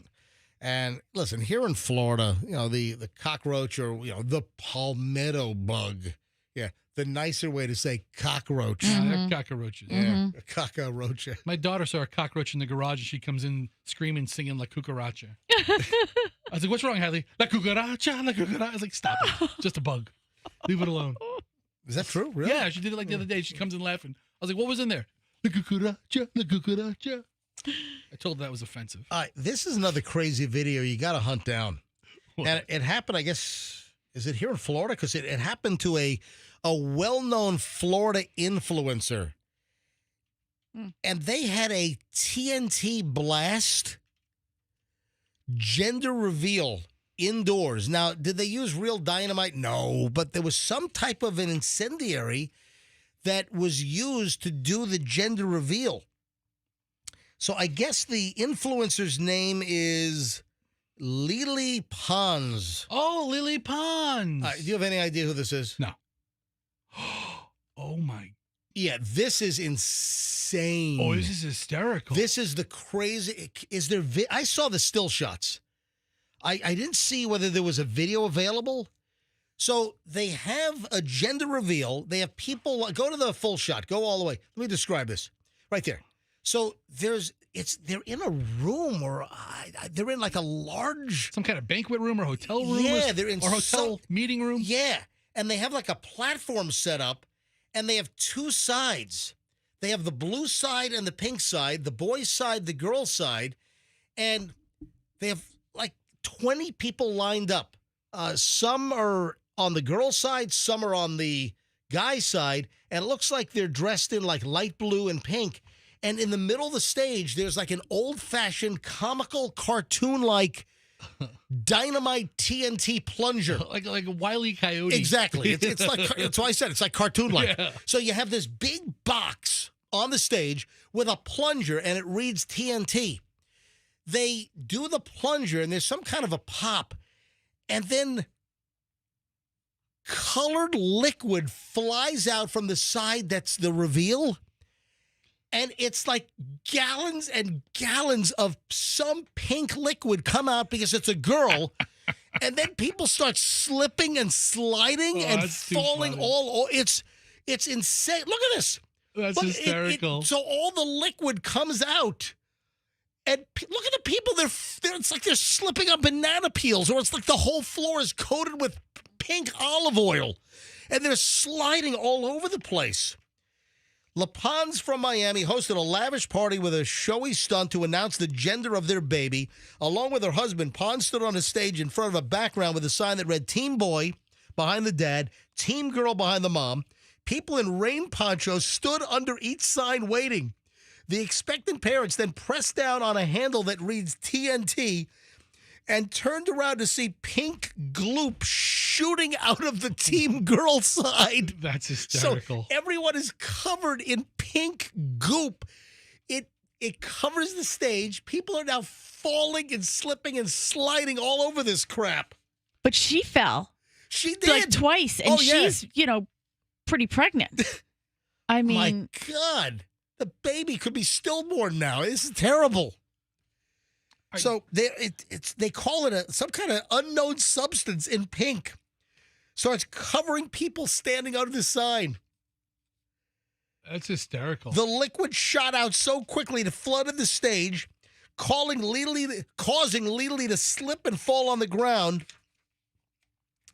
This is the crazy. Well, maybe it's not the craziest. I mean, you had that biplane that was flying overhead that crashed, 150 yards after it dropped the pink smoke or whatever. Remember that? So Lily Pons. Yeah, who the hell is she? I have no idea, but Oh she was my God. She was on Dancing.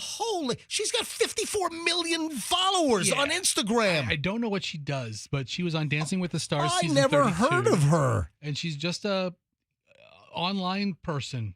Oh my God, she's an influencer with 54. I'm an influencer. OG influencer. I'm the original. Radio morning guys and women are the original influencers. And I've got 25, not million, 25,000 followers on Instagram. And she's got 54.1 million? Holy. She does make cute videos. Oh, my God. I mean, they're cute. I mean, she puts a lot of thought into them. I mean, All right, you just make videos of lost dogs. Oh, you know what? I'm putting on a bikini. If I put on a bikini, how many views do you think that'll get? All right, that is nuts. These gender reveals are out of control. Shot pink liquid out. People are sliding all over the stage. They're covered. My God, it's like, remember the movie Carrie? Yeah, that's what it looks like. It looks like the movie Carrie with the bucket of red paint up in the rafters. All right, 9:23 at the MJ Morning Show. When we get back, it's the final MJ Morning Show segment here on a Wednesday. We also have the final $1,000 to give away at any moment here on Q105, 104.7 FM. Got some Hollywood dirt in the pile, just a lot of good stuff. Final chunk is going to be spectacular here on the MJ Morning Show on Q105. With the...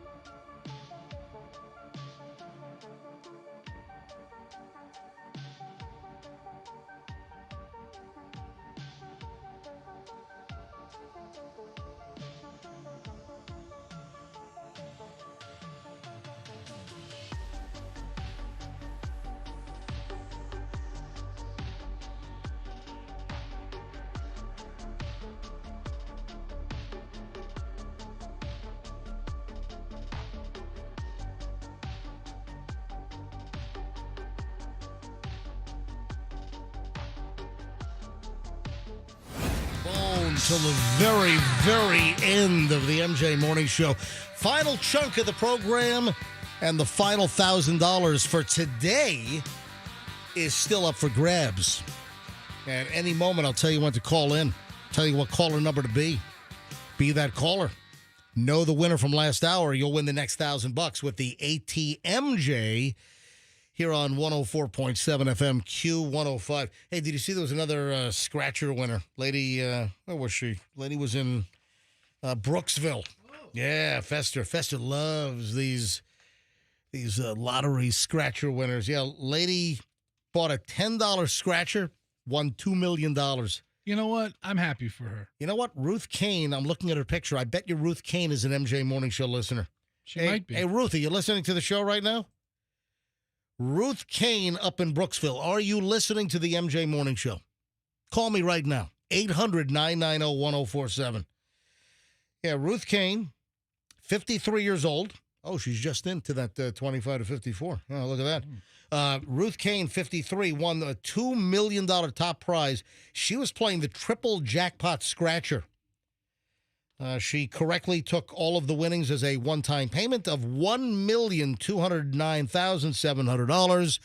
She'll have to take some federal taxes off of that, but she'll, take 40% off of that, 36% or whatever. Well, she walks away with $750,000. Yeah, whatever. Yeah, do the math. And good for her. Yeah, do the top bracket at 35. Add the Obamacare tax on there.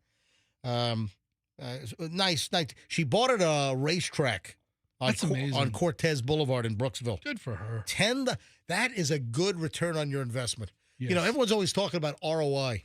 I invested $10 on this lottery ticket. You know, so many folks talk about the ROI here on the MJ Morning Show. You know, they spend X amount of dollars for me to do like live commercials for our clients. Yeah. And the ROI is phenomenal.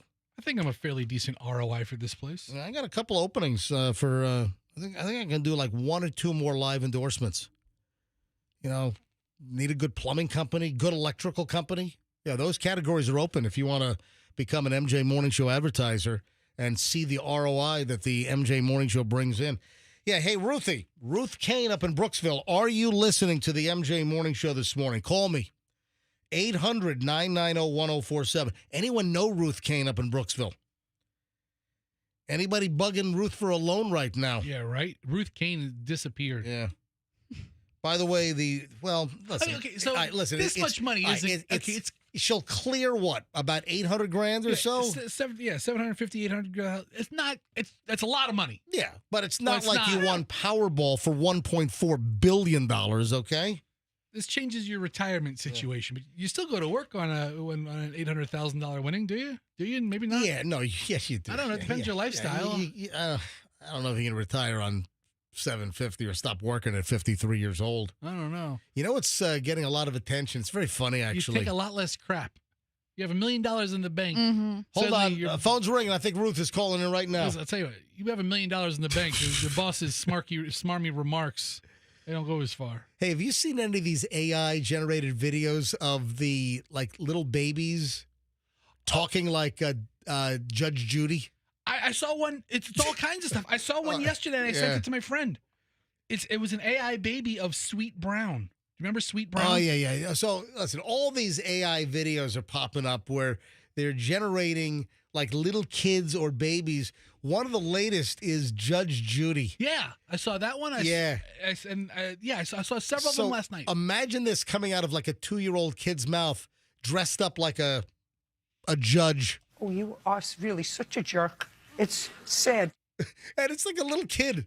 If you just do a search for Judge Judy AI baby, they'll probably come up. But there are a ton of these videos floating around. Are you crazy? Is there something wrong with you and your mother? Yeah, it's like that. What is the commercial for the financial outfit where they had the little babies talking about stocks and bonds and was it like E-Trade or something? One of those, One of those deals, right? Yeah, that's what it's like. So AI generated video of little kids, little babies, but the Judge Judy's coming out of their faces. Are you crazy? Is there something wrong with you and your mother?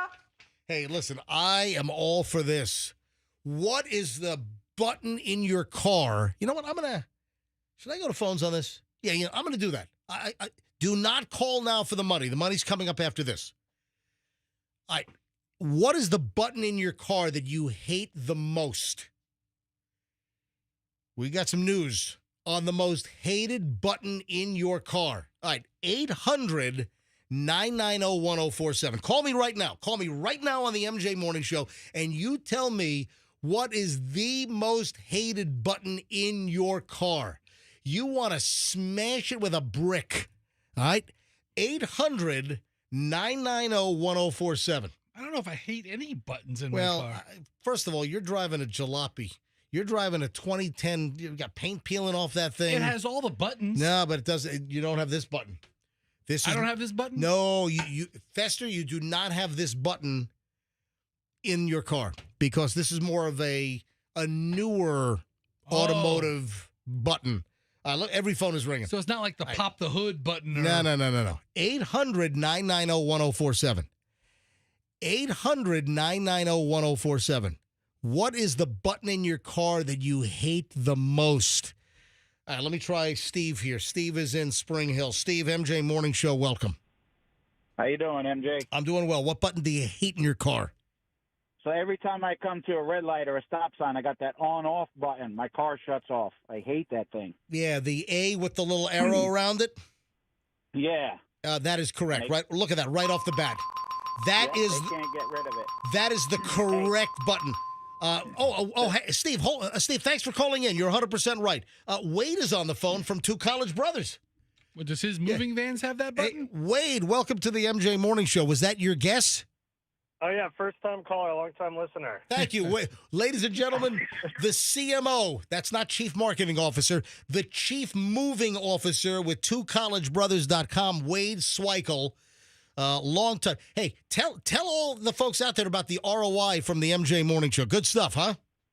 Oh, it's fantastic. It's way better than this stupid auto stop button that's going to wear out my motor on my truck. Oh, yeah. So, Wade, I can't seem to turn off all the time. You know the same deal. So, everyone, this is the button people. Fester, you don't.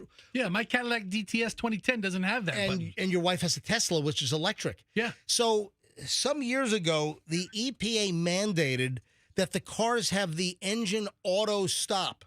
So when you stop at a red light, then the engine shuts off. I hear them all the time. Yeah, and then, as soon as you hit the gas, the engine starts back up. For the life of me, you're telling me that sitting at idle for 30 seconds, you're telling me that uses more gas than the engine shutting off and having to restart? It's crazy. Yeah. I bought my truck last July, and I took it to the shop and asked if they could disable it, and they said no, they could not disable it, and it drives me nuts. I feel like I'm wearing out my motor and my starter plugs every single time I come to a stoplight if I forget to turn it off. Well, there's good news. The Environmental Protection Agency, and listen, I'm for the environment. I'm an outdoor guy. I'm a scuba diver. I want clean air. I want clean water, obviously. I mean, I consider myself an environmentally conscious individual. But this button, man, drives me freaking nuts. Environmental Protection Agency Administrator Lee Zeldin hinted on Monday that they're preparing to roll back this feature that everyone hates, the start-stop technology where your car dies at every red light. So companies get a climate participation trophy. It looks like the EPA, which approved it, looks like it's going to be taken away. Everyone hates it. They say now we're fixing it. The feature kills internal combustion engines at red lights and has been touted by proponents as being able to conserve fuel and cut down on pollution. Critics have questioned whether the feature can wear down the car's battery or engine more quickly. The off-cycle CO2 reducing tech has its origins in a federal rule proposed back in 2012. Anyway, it looks like we're on the road, no pun intended, to have this stupid, the Circle A, not Circle K, the Circle A with the arrow. You know what? It ought to be an AH because an AH is the one who invented this damn thing. Yeah. An A-hole. And it looks like a circle. It's the A-hole button. So it looks like the EPA is going to move to not mandate this anymore. So maybe it'll start disappearing from newer vehicles in a year or two. So. Yeah, well, once it's legal to do so, if anybody listening can reach out to me to disable this thing, please do. So Michelle is in the studio, Wade. Michelle, on our X5, we can manually turn it off. Yeah. But the default on the car is it's on. Right. We can turn it off. Yeah. Or on our vehicle, I hit the M button, and the M button automatically so usually the minute I get in the car, I hit the red M button. I've M1, M2 on our car, on our SUV, and that will disable the auto on off. So hey, Wade, great to hear from you, buddy. Yeah, likewise, MJ. Thank you. All right, thank you. We'll talk to you soon. Wade Sweikel, one of the guessers, and Jack's on the phone. Jack, I'm sure, has the right answer. Hey, Jack, welcome to the MJ Morning Show. Hey, how you doing? Doing well, Jack. You were phoning in on the auto off button? Yep, same thing with prior. Yeah. What do you have? What do you drive? I drive the Ford Raptor Ranger. Oh, yeah, that's nice. Yeah, it's nice, but it's really a pain to keep pressing that button. Yeah, everyone. And listen, it's every manufacturer of late has that auto off the A button. So, hey, Jack, thanks for listening, man. I appreciate it. All right, folks, heads up. We'll give away the $1,000 here in just a matter of moments. Fester, do you put any stock into this? That if Baker Mayfield does not perform this year, that the Bucs are going to cut their losses and move on. A lot of scuttlebutt on this, that this is Baker Mayfield's last year to prove. No, they just signed him to a big contract. Hold on a minute. Year and a half ago? Dude, you have all kinds of outs in these contracts. I'm sure there are performance issues here. I saw something from, where did this come from? This came from one of the sports sources. Yeah, whatever. One of the buzzes is that Baker Mayfield cannot afford to throw 16 interceptions like last season. Bleacher Report. So Bleacher reports that this is going to be a make or break year for Baker, that if he does not perform, the Bucs might move on from him. All right, whatever, guys, because think about it. I mean, these guys need something to write about. Mhm. And there's not a lot of stuff going on football-wise right now, but they just had the draft. You know, all these young guys are getting signed to teams. So what? Yeah, you're right. You shouldn't throw 16 interceptions. But Baker's kind of led him to the playoffs. Baker's loved in the locker room. He's kind of the soul of the team now. Mm-hmm. They've been to the playoffs 5 years in a row. They've built the whole offensive line now right around Baker. But hey, don't shoot the messenger. Don't attack me verbally. Baker's just fine. I mean, listen, okay, he screws something up completely and goes 2-15. Yeah, he might get replaced. But short of that. Do you hear that? What? Do you hear that? Listen, do you hear that? Listen, can you hear it yet? Listen carefully. Michelle, do you hear it? How about now?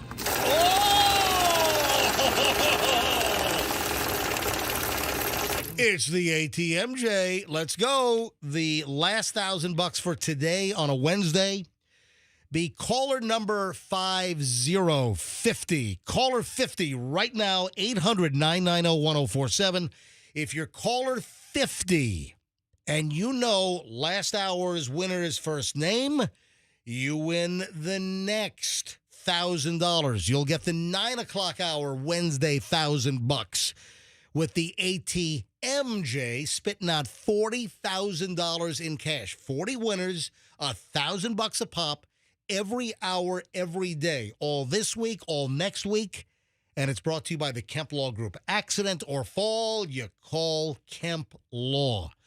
All right, Andrew is screening away, and we'll grab that caller live when it happens. Hey, are your kids messing around on Roblox? You know, Hadley plays Roblox, and we're very aware of it. All right, because there's a chat feature on it. There is a creepy story. Did you see the 10-year-old that was lured away from home and met a skeezy perv on Roblox, and they met and they were driving together? Yeah, I saw that. Oh my God. 27-year-old man met a 10-year-old through Roblox, picked her up in Taft, California. The 10-year-old thought they would go park near her home and hang out. That's what she told cops. But as they talked and drove, they decided to go to another park a little further away. She got distracted during the drive, according to what the girl told investigators. It wasn't until 3 hours later that she realized she was nowhere near her home. Once I realized we were far away from home, I did want to go home, but I did not actually ask him to take me home because I didn't know how to ask. That's what the girl told the Kern County Sheriff's investigators. Yeah, she's 10 years old. She's probably scared out of her mind. Her abductor, alleged abductor, Matthew Naval. Now, I'll call him an abductor. I mean, I feel pretty comfortable with that right now. They were found together in his car at a strip mall in Elk Grove, over 250 miles north of her home in Taft, California. Did police just roll up on the vehicle? I mean, how did they know this was the vehicle to look out for? That is a very good question. The girl was reported missing the morning of April 13th. A relative had last seen her the night before. Yeah. How about we keep better tabs on 10-year-olds? So our rule is Hadley has no computer in her room, and she has no TV in her room.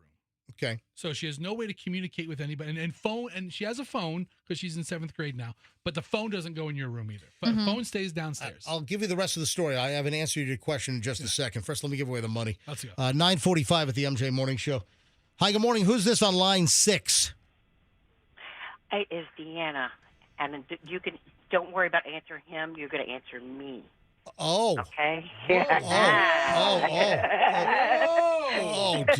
Deanna taking control of the situation. I like it. Deanna, where are you calling from? I'm calling from Tampa. Deanna in Tampa, you are caller number 50. Yes. You are the correct caller. Deanna, do you know who won the $1,000 last hour for the win? Of course, Cheryl. That is correct. Okay. Deanna, you just got $1,000. Yes, put it in my pocket. Oh, Got it. Deanna, is it Deanna? You got it. That's it. All right, Deanna. The name is Deanna. Deanna just won the 9 o'clock hour $1,000. Folks, make a note of it. Please make a note of it. Make a note of Deanna. You need Deanna's name for 6 o'clock hour tomorrow morning.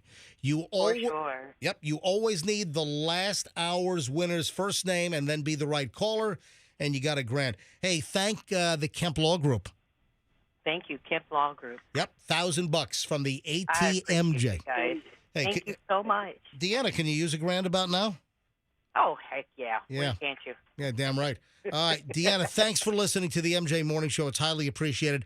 I'm going to put you on hold, and then Andrew's going to pick up and get all your information on how you get your $1,000. I appreciate you guys. Thank you so much. Appreciate you listening. Thank you very much. It pays to listen to the MJ Morning Show. Even if we were giving away even if I were giving away like Ziplocs of doggy do. Let's do that right now. What caller do you want to take? Number 2? Number 2. Caller number 2. We can probably take it right here. No, it's all right. It's all right.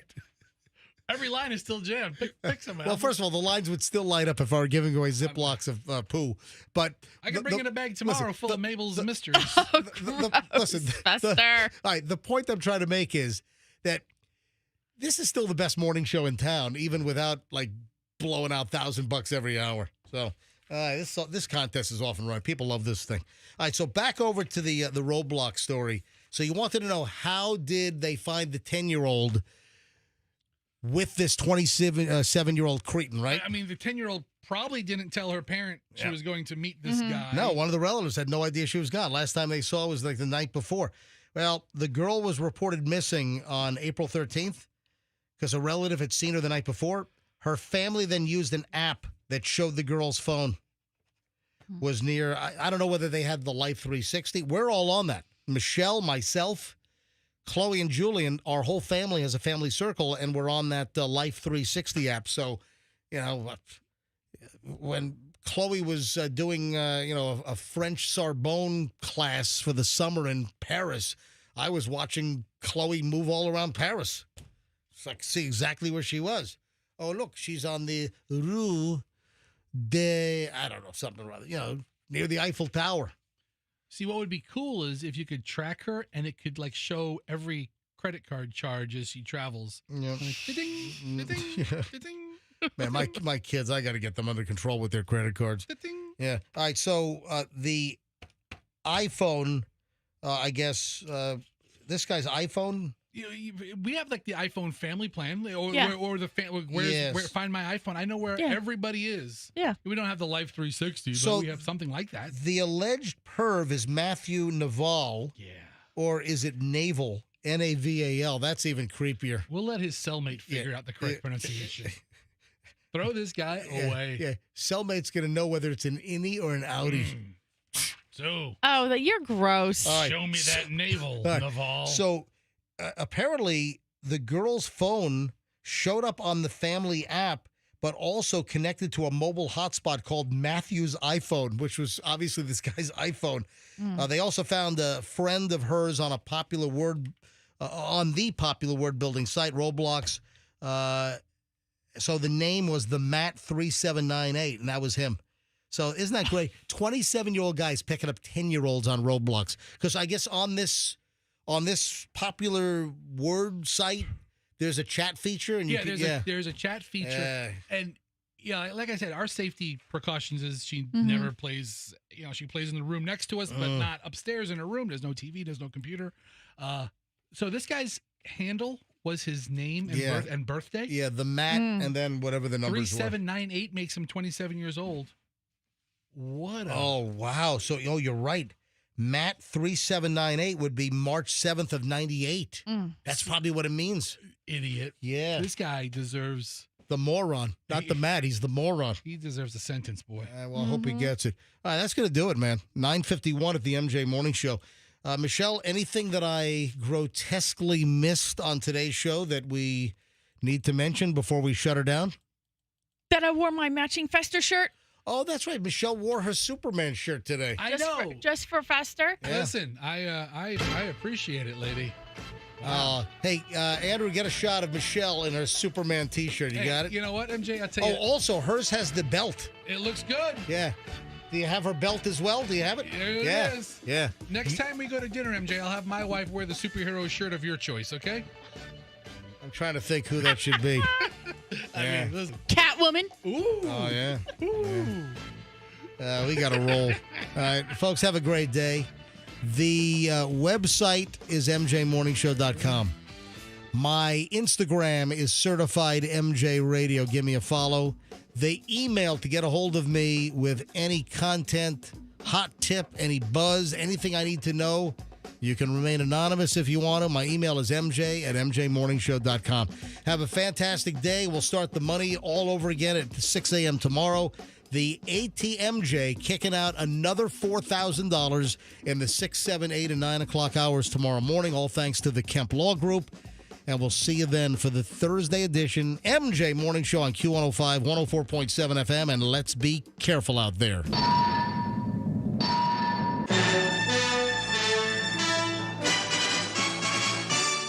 The Q105 app is your connection to all the big contests, powered by Anna.